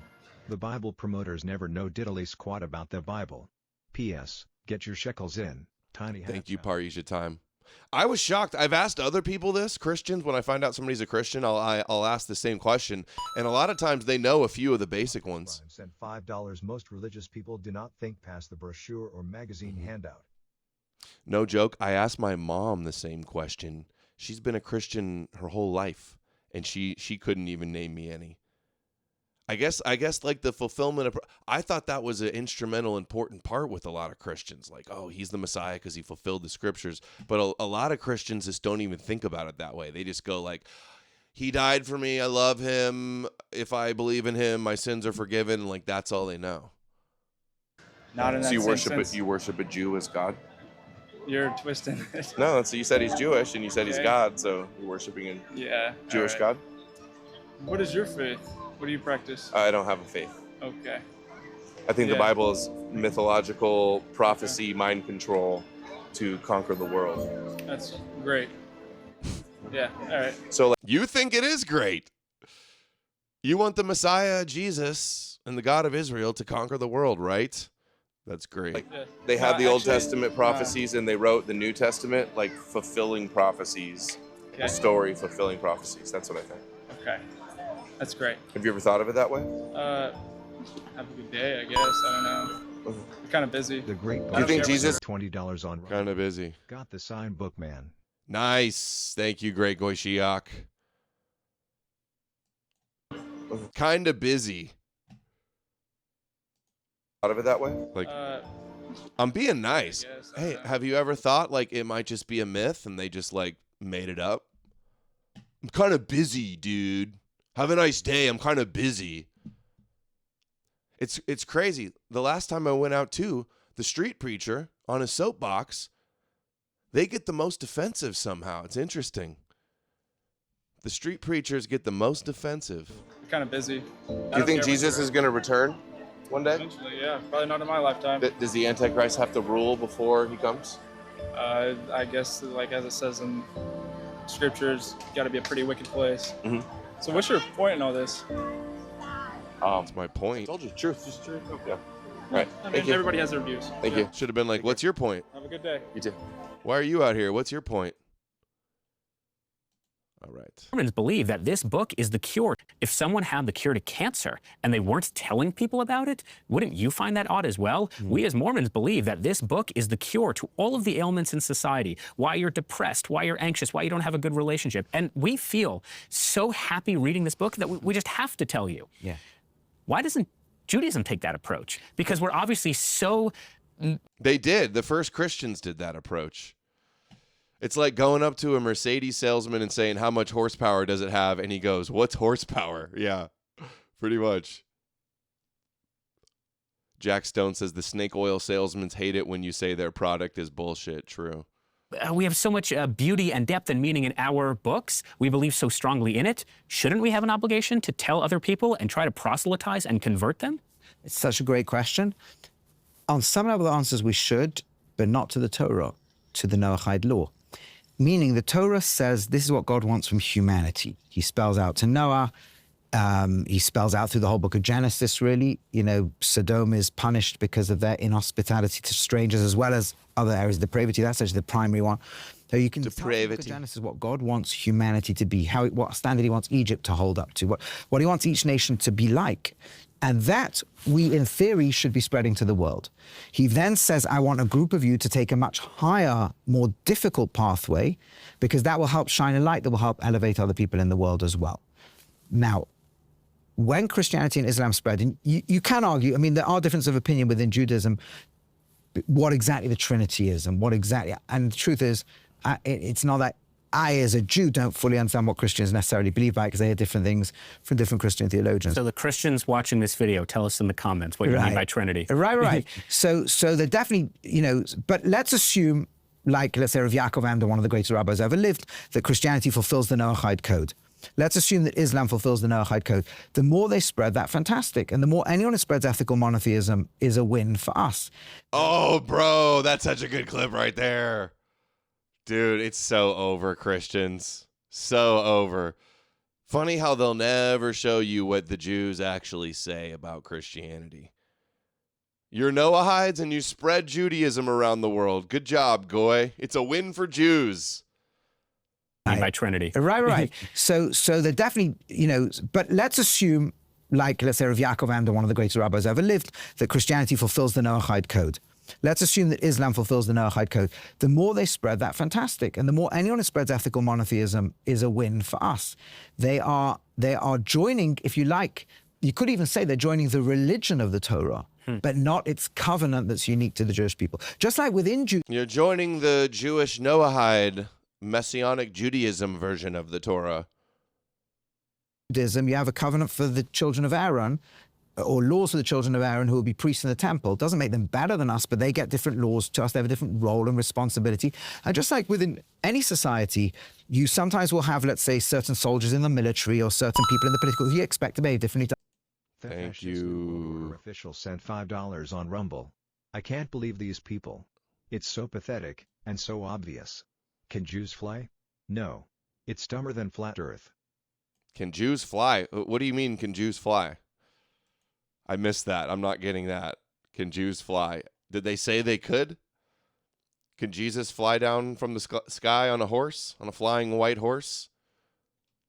Where's this clip? Is from none other than See Through It All, of course. Every single time, See Through It All. 79 likes. Christians don't want to hear the truth. They don't want to do it. To other people, right? Because that helps lift everybody else up.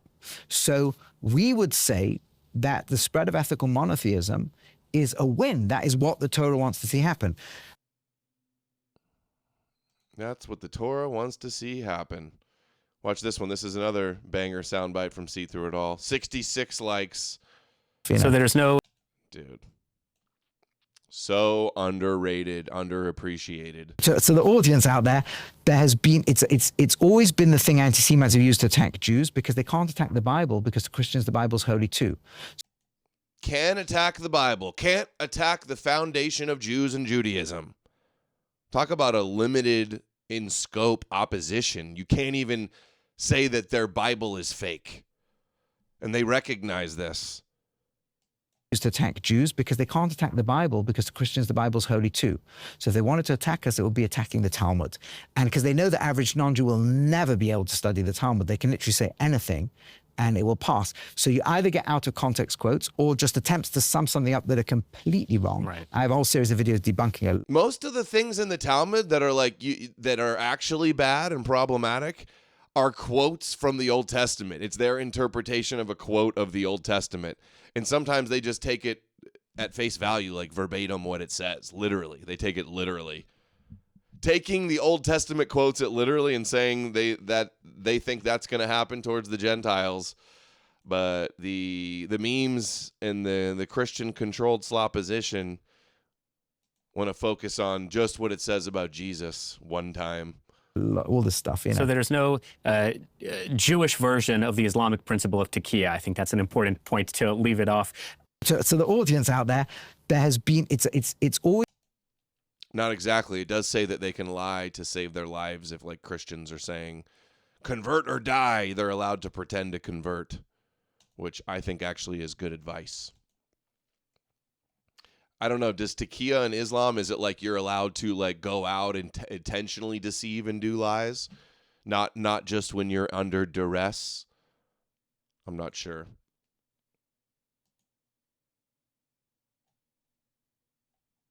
Of, quote, just look at what happened in the days after the U.S. and Israel launched the military operations against Iran. I mean, whatever your views on the conflict might be, and reasonable people...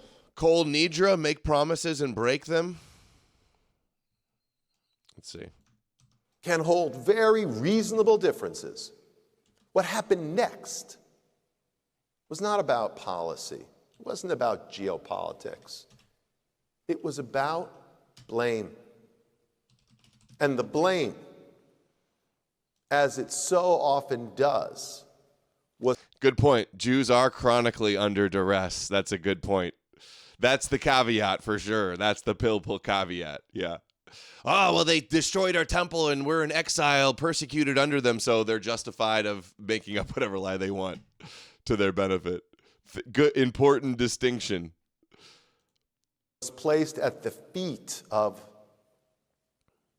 who else? The Jews. For some, they pointed fingers at the Israelis who they claimed whispered a few too many times in President Trump's ear. No, Adelson was never whispering anything in Trump's ear. Never happened. Kushner, never a whisper. Impossible. Trump doesn't even know any Jews. He never even talks to any Jews. The Jews had nothing to do with our bombing Iran. That is preposterous. Only a mentally ill anti-Semite would ever even suggest that. Who is he trying to kid? For the senior senator from Maryland, a state with one of the most large, most active, most observant Jewish populations in America, he blamed AIPAC, which he slandered as un-American. Then there's the U.S. congressman. I'm pretty sure the leader of AIPAC said their greatest accomplishment was like pushing for the war in Iraq, getting us to invade Iraq. I swear I remember that. My memory, how it works, there's a cell somewhere in there where I heard that before. Who else has seen it? Who stated that he stands against the, quote, neoconservatives who led the U.S. into the current war. And instead, his words, he's proud to stand with Hassan Piker, one of the most outspoken, toxic, virulent anti-Semitic influencers in the world, who the congressman described as one of the representatives of, quote, a new moral order. Again, his words. Other elected officials fell over themselves to make big, splashy announcements of not taking money from the largest pro-Israel organization in the country, even as they seemingly have no problem taking money from anyone else. Okay, where are we at on time? Man, where is all the support today, guys? I don't know. Hold on, I'm going to do something real bit quick. I'll be back in a minute. Nobody go anywhere. I got a bunch more to cover. Not even joking. Tons of stuff. We're not done yet.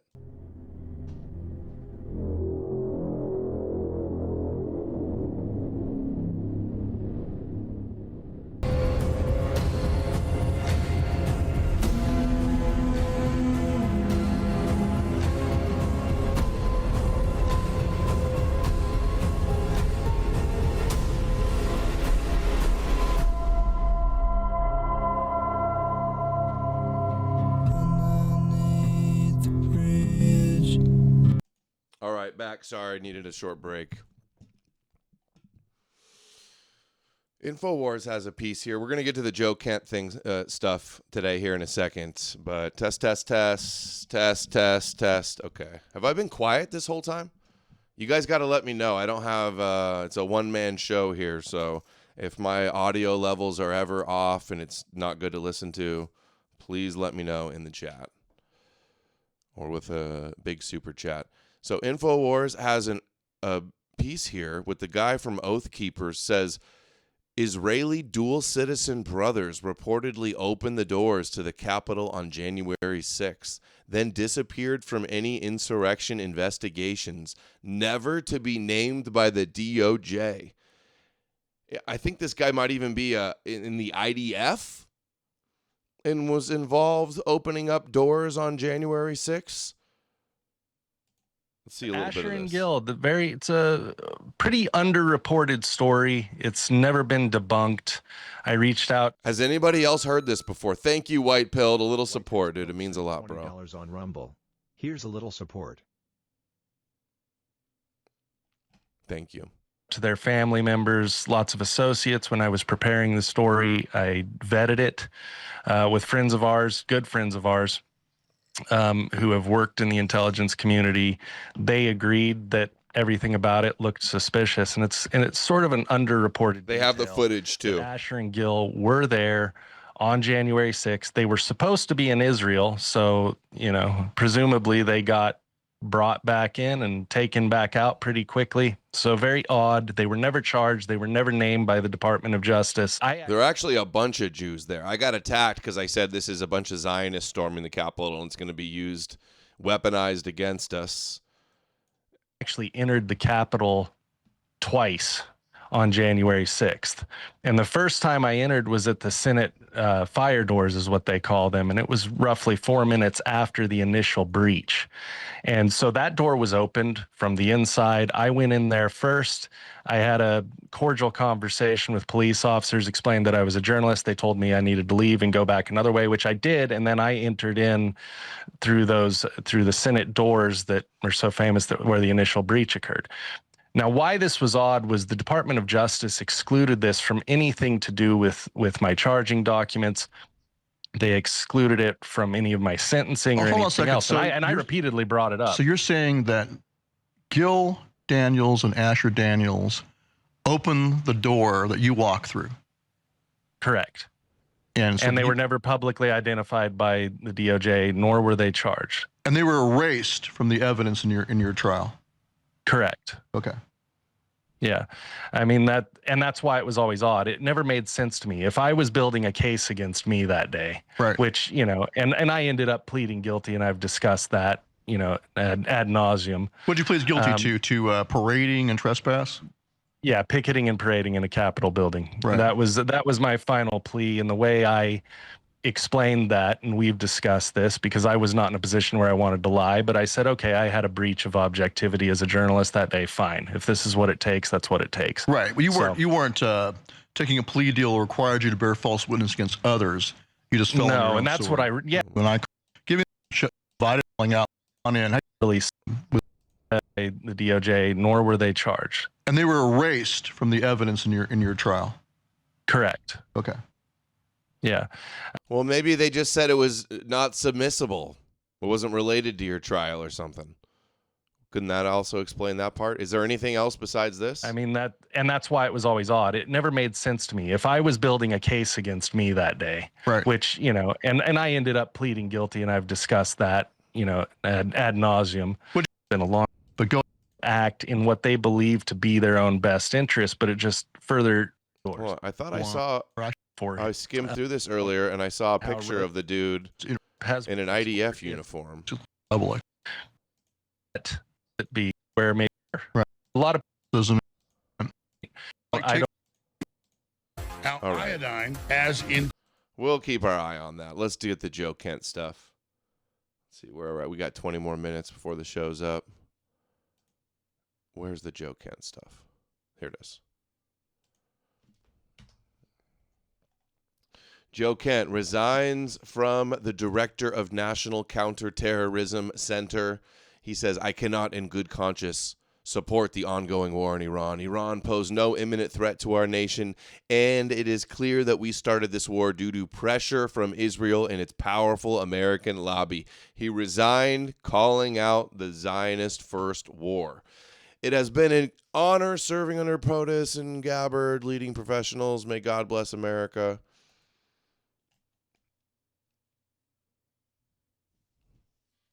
Early in this administration, high-ranking Israeli officials and influential members of the American media deployed a misinformation campaign that wholly undermined your America First platform and sowed pro-war sentiments to encourage a war with Iran.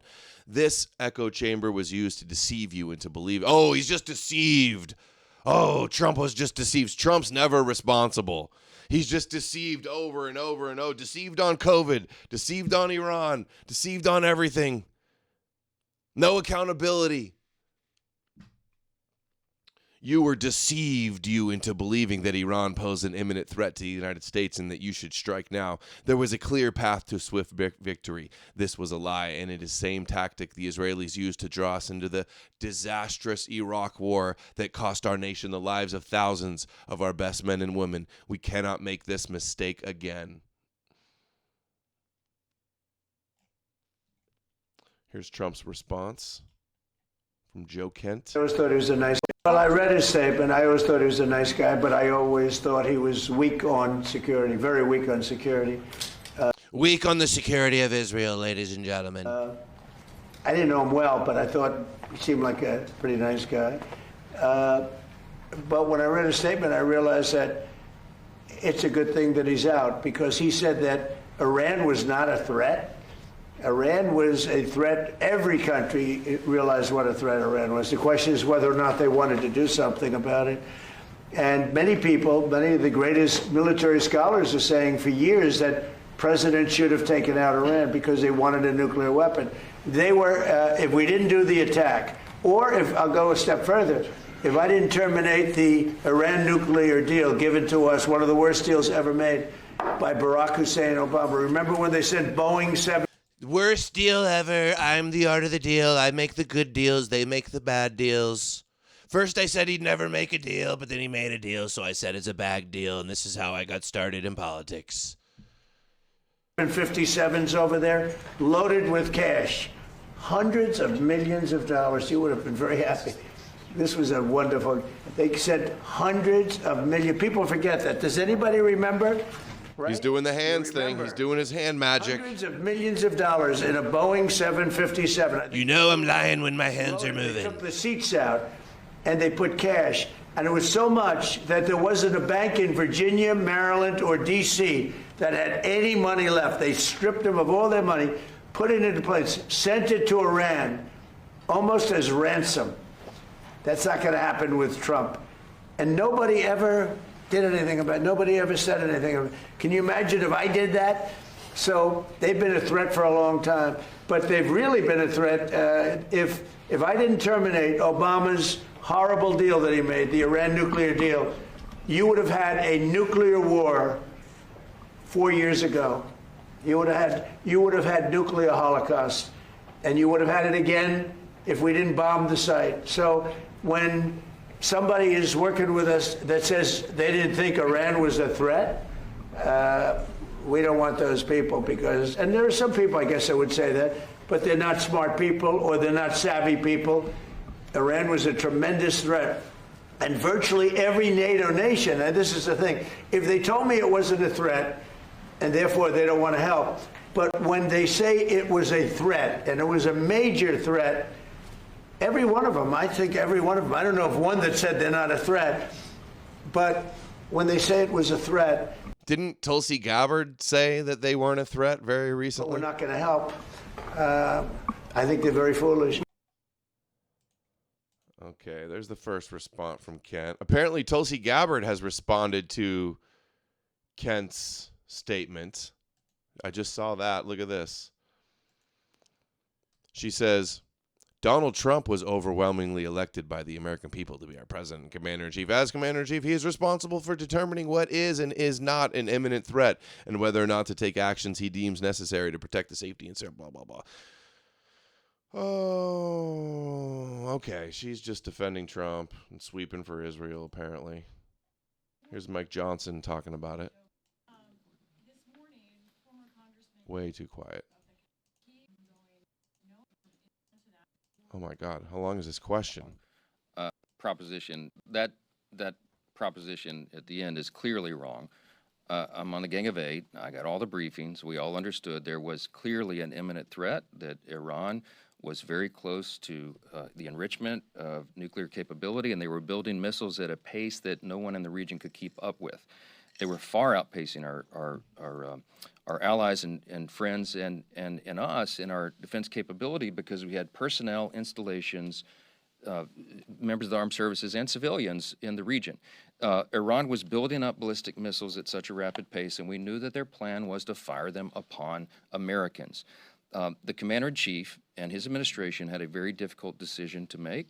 I don't know where Joe Kent is getting his information, but he wasn't in those briefings, clearly, because the Secretary of State, the Secretary of War, and everyone, the Joint Chiefs of Staff, General Kane, they had exquisite intelligence, and we understood that this was a serious moment for us. Had the president waited, I am personally convinced that we would have mass casualties of Americans, service members and others, and our installations would have been dramatically damaged.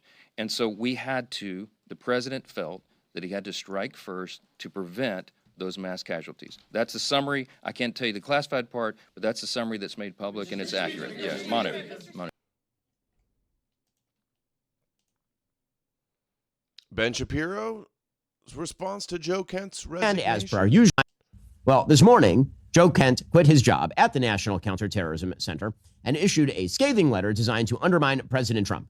The letter is deeply, deeply conspiratorial. It states openly that, quote, Iran posed no imminent threat to our nation And it is clear that we conspiratorial due to pressure from Israel and its powerful American lobby. Now, that is conspiracy. Dude, you were pressuring it. You're the top Jew in the media, and you were calling for strikes on Iran also. And now you're going to sit up here and deny it? Trash. It's also kind of strange since President Trump has said that it's conspiracy trash. So apparently, Trump is so deeply enthralled to those strange, powerful American lobbies. We're not going to say it. That he apparently has been so bamboozled by them that he's still under the impression that he's his own man. But here's the thing. President Trump is... Dude, we got to find the clip where Ben Shapiro goes, all of his advisors are Jewish. Now it's a conspiracy that there's any Jews advising him to attack Iran. Where was that at that Shapiro said that? His own man. He makes his own decisions. And as per our usual arrangement, Trump's critics are cowards who are simply unwilling to acknowledge that Trump is the one making the call. But Joe Kent continued, quote, early in this administration, high-ranking Israeli officials and influential members of the American media deployed a misinformation campaign that wholly undermined your America First platform and sowed pre-war sentiments to encourage a war with Iran. This echo chamber was used to deceive you into believing that Iran posed an imminent threat to the United States and that should you strike now, there was a clear path to a swift victory. This was a lie and is the same tactic the Israelis used to draw us into the disastrous Iraq war that cost our nation the lives of thousands of our best men and women. Again, the idea here seems to be that President Trump is a moron, misled into war by nefarious Israelis and unnamed influential members of the American media. Don't say it. Again, apparently, President... No, he's not a moron. He's just in with the Jews, clearly. There's no agency and no thoughts. Kent's letter is replete with this conspiratorial idiocy, including, as we just saw, the idea that it was Israel that forced the original Iraq war, an idea totally and utterly unsupportable by any evidence, given the fact that the actual prime minister of Israel at the time, Ariel Sharon, opposed the Iraq war. This stuff is brain rot. Now listen, we should all be thankful for Joe Kent's long and honorable military service. We can also be glad that he's leaving, since his ideology is the same as that of Tucker Carlson, the guy who says that the war is disgusting and evil and who has been busy sexting with the mullahs. Tucker Carlson calls Kent a personal friend and, quote, the bravest man I know. Frankly, I think that it is a good thing that Kent is not in this position. We cannot have a director of counterterrorism who is somehow advocating preemptive surrender to the world's leading state sponsor of terrorism in the middle of a war. Look, I found it on Twitter. Ben's speech, all of Trump's policy advisors are Jewish. Post unavailable. The account got deleted, apparently. But that would have been the clip of Shapiro. I'll have to ask Grok, I guess. Here's Trump's flip-flop on him now that he's turned. And we're going to get into some of the hypocrisy here. And this guy's married to a journalist at Gray Zone, Max Blumenthal's Gray Zone. He's a retired Green Beret, a tough cookie with a big, fat, beautiful heart, and he's a Gold Star husband. And Joe Kent is the only candidate in the race that has my total endorsement. He is my complete and total, as I sometimes say, endorsement. And others are trying to say that they have my endorsement, and they absolutely don't. I don't even know him. He's a retired Green Beret, a tough cookie. I bet you Trump's going to maybe escalate and continue taking shots at him. I'd like to... How did these all age? I'd like to introduce Joe to say a few words. A very incredible guy and with a tremendous future, in my opinion. Right now, he's only thinking about Congress, and maybe he'll be there for a number of years, and we don't know what's going to happen, but I think this man has a tremendous future, very special person. Thank you very much. Come on over, Joe. Grok can't find it either. Well, thank you so much, Mr. President. Thank you so much, Don Jr. and Kimberly. And thank all of you for being out here. This is absolutely... Joe Kent in 2024 on Tucker. Like Nancy Pelosi are... I do think there is a lot of people, and a lot of them, like you pointed out, like Nancy Pelosi, are in their 80s, and they've always thought this way, this with us or against us mentality that says, like, hey, you're either for the next war, the most current war and the current thing, or you're with the terrorists. You just are kowtowing to Vladimir Putin. It's the exact same mentality that got us into the Iraq war. You're either with us or you're with the terrorists. And look, Tucker, I would love to come on here and defend neoconservatism as someone someone who, lost my late wife in these wars, as somebody who lost countless friends, as somebody who fought myself 11 combat deployments. I spent most of my 20s and 30s in Iraq. I would love to tell you it had worked, but it simply did not. And that's a very hard thing to admit. I get into arguments all the time with fellow veterans about this exact same topic. So I think a lot of this is literally the gambler's fallacy. There's a lot of people who think, hey, if we just keep trying, if we keep attempting to spread freedom through the barrel of a gun and trillions of US dollars, this time it's going to work. Let's just double down. And this is, well, how really nice casinos are built in Las Vegas off of this exact same mentality. So I think that combined with the financial interest from Lockheed Martin and every single defense contractor and, putting someone like Lloyd Austin as the Secretary of Defense who's still on the board at Raytheon, I think that factor with that mentality and people not being able to admit that we got this wrong and then making adjustments to our policy, I think that gets us in this current situation, because it's actually challenging to thread the needle. Like, where do we go from here? We can't just let the Iranians attack and kill our people. Right. But at the same time, we know if we go to war with Iran, this is going to be a disaster. There's no data that says Thank you, John. To 100.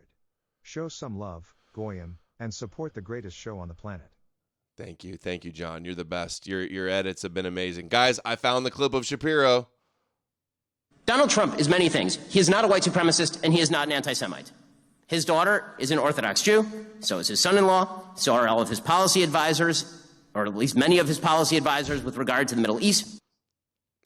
All of his policy advisors are Jewish, but if you say that, like Kent did, that it was Zionists that pushed him into the war with Iran, and it's not in our best interest, and you don't want to be a part of it, they call you a crazy, brain rot, evil, delusional person. Hey, maybe if we just go to our war with Iran this time, it's going to work out great. We've actually got to assess the past mistakes that we made, make adjustments, and then chart a more pragmatic.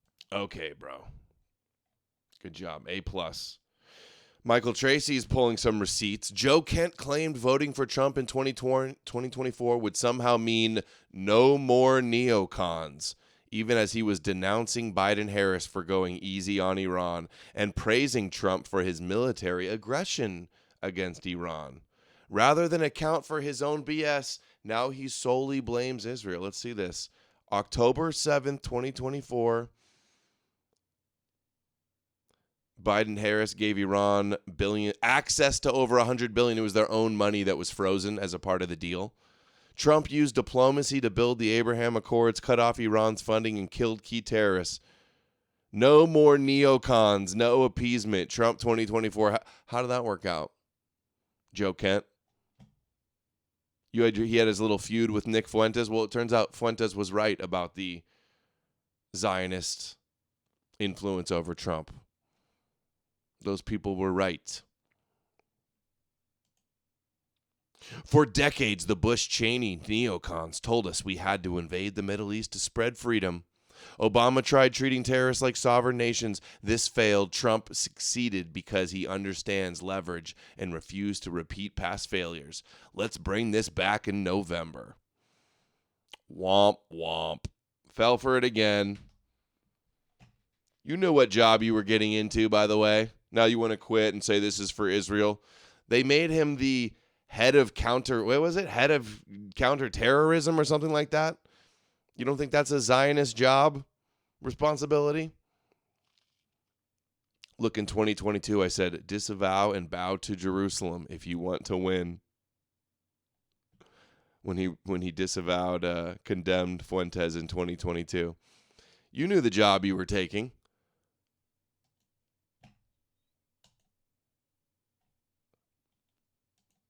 Another receipt from Michael Tracy. Joe Kent vocally endorsed Trump's regime change strategy in Iran, including by use of aggressive military force, alarmist threat inflation, and empowering Israel. There's just no consistent through line of critique observable here, only half-baked political opportunism.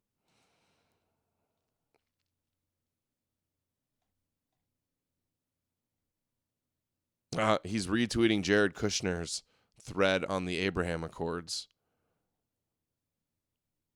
They were calling him a leaker. I think Laura Loomer's accusing him of being a leaker.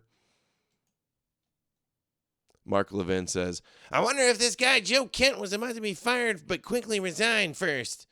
That's how these things typically work. He's part of the radical isolationist woke right cabal. Watch how the left-wing media use him to attack the president in the military campaign against Iran. In part, that's why he wrote that letter. I wonder if he was one of the leakers in the administration. Just asking questions. Who's more patriotic, Joe Kent or Mark Levin?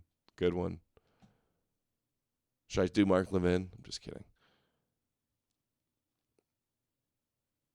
I wonder if you're a traitor working for a foreign government. Clearly.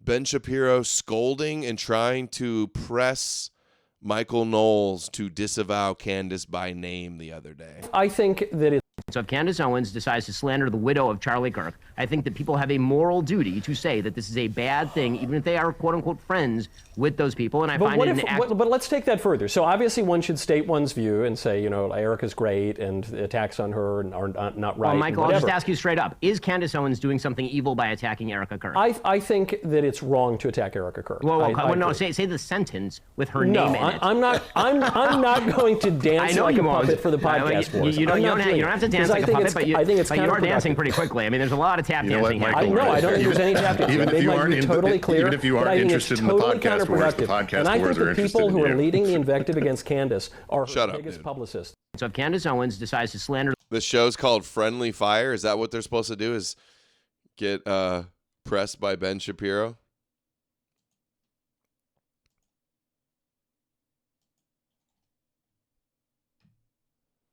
How Jews think Thursday would go. Anti-Semitism czar. Some of the latest Jewish from him. Nation, they have one. What do you think the global Jewish community needs most right now? Moshiach. Be cohesive.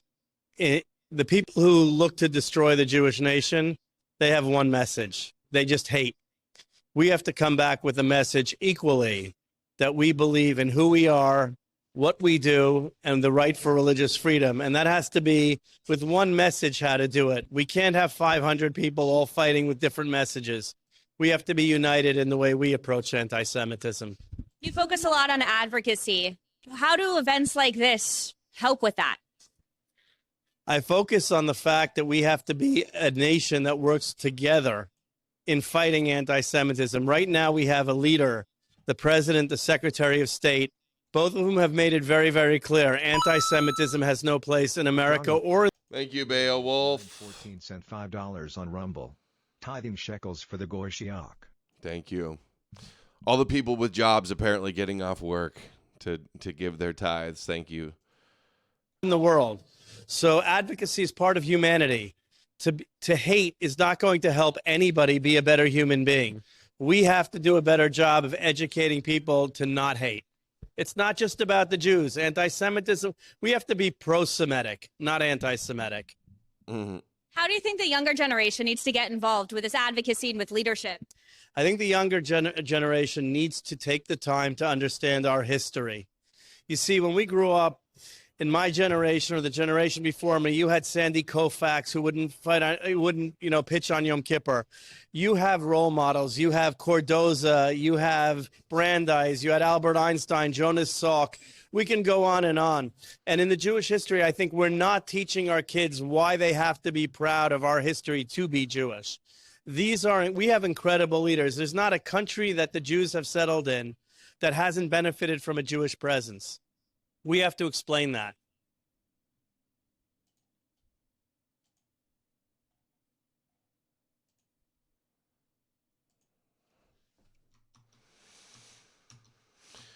Let's see. Oh, what? Somebody account got banned. The Sneeko account. That's right. Let's see. I think we're gonna save these ones for tomorrow. Oh, did you guys see this? Tucker is doing a documentary or something exposing all the gold merchants in alt media. Let's see this.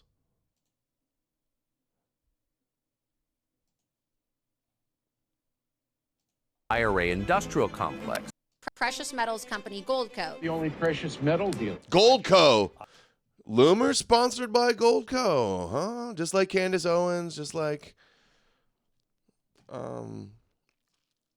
Stu Peters became a millionaire from Goldco. Precious metals company Goldco. The only precious metal dealer I trust. I buy gold and silver from Goldline. We spent months looking into the gold IRA industrial complex. Don't ignore Gold industrial, the gold merchant control. It's like gold merchants and health pharmaceutical. Like, what's the name of the one that Amazing Polly always talked about? Now I'm forgetting. It'll come to me. The wellness company. They're sponsoring so much of alt media, of the kosher right. a physical asset like gold or silver. And its relationship with conservative media. What we found shocked us. Firstgold.com/Bannon. DineshGold.com. American Hartford Gold. I buy gold from them. In exchange for huge payouts, some of the most famous... You don't see me shilling gold, do you? ...consistently over years directed their viewers to gold companies that exploit them. They're scams. Companies were outright scams with outrageous terms and shocking margins. The primary target of all of this is all these grifters getting paid by the gold merchants to swindle you. $10 on Rumble. Shilling you Jesus. Thank you, Maxed Out Bear. You're the man. You are the man. Really appreciate all the continued support. But these companies and their advertising strategies are so effective that people from every walk of life have been lured and have lost millions. We spoke to the victims of this, and we spoke to the insiders. This is the great gold scam. Dude, call them out. Blow it wide open. Full circle. Horseman of New Atheism, Sam Harris, is complaining that Tucker is too dismissive of the Old Testament. Does Israel have the right? He's basically saying, listen, we're Christians. We don't need to defend these Jews at all. Their holy book is irrelevant to us. It's just barbarism in there. Does Israel have the right to that land? Because you're appealing. Jimmy Dore's a gold merchant. You're saying that's the original deed. Mel K is. It would be fine if they took it all. I mean, I thought that was fascinating and well worth watching. And the thing that was both interesting and alarming from my point of view there is that Tucker clearly believes, and I have every reason to think he's right to believe this, is that he has an audience that it was prepared for him to put a lot of daylight between him and his Christianity and, plain vanilla evangelical Christianity around these issues. I mean, so the way he went after Huckabee based on a differentiation between the New Testament and the Old Testament. I mean, I was never impressed with this guy. Huckabee into the Old Testament. So explicitly... Always the least impressive Genesis atheist. 15, and a claim that, the God gave the Jews all the land between the Euphrates and the Nile. You telling me the famous atheist Jew is now trying to browbeat Christians with the Old Testament? Weird. Now the Old Testament is legitimate when he wants to force pressure you to be pro-Zionist. All of the Middle East. Does Israel have the right to that land? Because you're appealing to Genesis. Yeah. You're saying that's the original deed. It would be fine if they took it all. But I don't think that's what we're talking about here today. And Huckabee, tried to pirouette, saying, Israel's not asking for that, but he knew, Tucker knew that he was going to have to sign on the dotted line on the biblical mandate, and Huckabee did. He said, yeah, if they, but if they did it, I couldn't say anything, I couldn't object. It's in the Bible, right? And so he got, he's gotten vilified for that, but. What was interesting about that is that Tucker seemed to be expressing a theology, and perhaps there's a name for this that I'm just not aware of, that was that draws a very clear line of demarcation between the Old and the New Testament in a way that is, I've heard it's been drawn before, and even in Huckabee's style of Christianity, but he's basically saying, listen, we're Christians. We don't have to care about the Old Testament at all, right? There's just a lot of barbarism in there. He went after the whole Amalekite business. That's just genocide, right? Like, listen, we don't need to defend these Jews at all. Their holy book is irrelevant to us. It's just barbarism in there. Christ is king. All we have to care about is Jesus, and we can just wash our hands of the Jews, right? And then implicit in all of that is we know the Jews just killed Jesus, and fuck them, right? And so he put Huckabee and all of evangelical Christianity in a very difficult position with respect to his audience, which I'm amazed to find that it exists, which is Christians prepared to say all of this traditional support for Israel and a veneration. Dude, that's so funny, Real Vision. I was just thinking he's like a boring version of Ben Stiller. I was just thinking the exact same thing. No joke. I was about to make a joke like this Ben Stiller movie sucks is what I was about to say. That's so funny. Thinking on the level of Real Vision. Even is behind us, right? There's just this kind of America first, Christ is king, fuck the Jews politics. And oh, dude, does that need to be a soundbite? I found that pretty interesting and surprising. I hadn't seen that done before. If I was somebody should just clip this. Is behind us, right? There's just this kind of America first, Christ is king, fuck the Jews politics. And I found that pretty interesting and surprising. I hadn't seen that done before. Yeah, I mean, he's not really saying. He's not complaining that Tucker's dismissing the Old Testament. He's saying that argument used against the fundamental Christian was interesting or something. It's not a little bit of a stretch there. Zionist Doug Wilson, a Christian pastor, says in an ideal world, the U.S. would ban Eucharistic processions and worship of Mary as idolatry. Dude, these Christians can't even get along with each other. Constantly fighting on heresy and blasphemy and idolatry. Everybody just wanting to ban what they don't see as correct Jew worship. Display Catholic church bells would be fantasies okay. Too. It's like in my church bells would be okay, but in my hypothetical Christian dystopic future, I would want this to happen. In this totally unrealistic Handmaid's Tale future that I fantasize about, I think we're gonna put all the witches at the stake again and make blasphemy illegal. And what about a Eucharist? Catholic church bells would be okay, right? Catholic church bells would be okay, but a parade in honor of the Virgin Mary, carrying an image of the Virgin Mary down Main Street, no, right? So what about the Eucharist? What about the Eucharist? What about a Eucharistic procession? That's a new one. I would say probably not. It would depend on what was being done around it, how it was being conducted.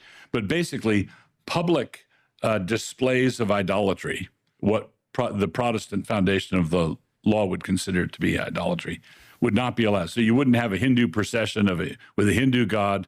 You wouldn't have a procession of the Virgin Mary. Dude, there's nothing more Jewish than some Noahide Christian kvetching about idolatry.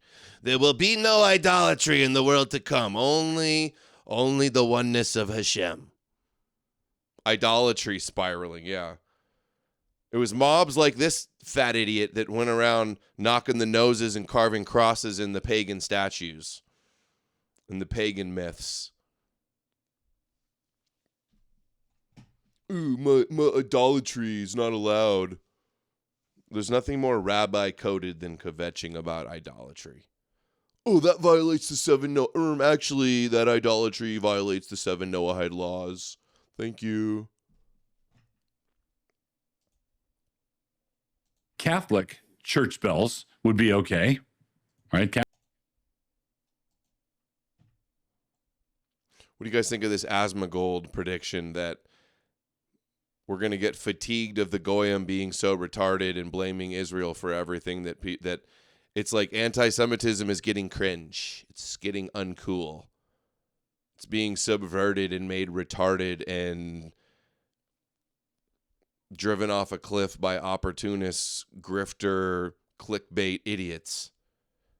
To find out. Quip it and let's wait and see. I don't care about Israel, but I don't think Israel somehow, I don't think about Israel, but somehow every time someone says something, the response is about Israel. I can't anymore.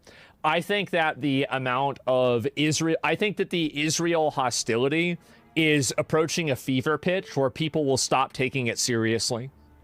I think that we're approaching that period of time where there is so much fixation around Israel and Israel's proximity to every single event that I think people are just going to get fatigued from hearing that everything is because of Israel. Not if it is. Not if you could effectively prove it is. Yeah, I mean, I hope so. It's very incorrect. Okay, that's my assumption. I guess we're going to have to find out. Quip it and let's wait and see. I don't care about Israel, but I don't think Israel somehow, I don't think it's going to be people are going to get tired of just like accusing Israel of things. People are going to get tired of how stupid and schizophrenic the E-Crusader talking points are. That's what I think. Okay, I think we're going to save this stuff for tomorrow. We're going to do a Get Biblical show. And I got some other stuff I plan on going through too. Oh, actually, tomorrow I'm not doing a show in the morning. I'm going on with Mark Collette. I'm going to be on Mark Collette's show, probably on Rumble and Odysee and wherever else he streams. That is tomorrow at same time as today, 3 p.m. Eastern. I'll be on with Mark. I haven't talked to Mark for a long time. So that should be interesting. Okay. Thank you guys for the support today. Close with this song. Okay. How Jews Think Thursday Will Go. Thanks for watching, guys. I'll see you soon.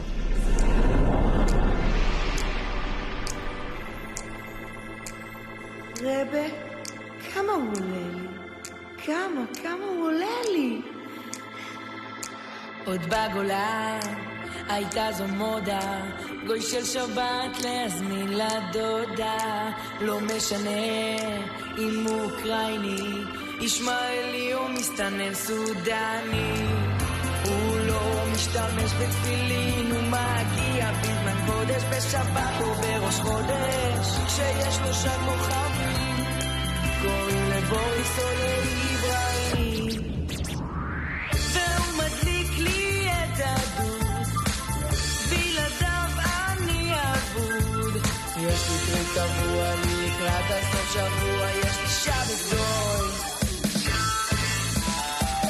אין כפותה ואין לו שטריימל, אך הוא עוזר לי להוריד הזבל, הוא לא מתלווה למקווה ולא שומר על גלת כושר, בעוני ובאושר, אז בוא ניסע פה תפילה לאמן שהטוב הזה עם העולם, והוא ישן עם הכבשים וממלא לי הכבשים,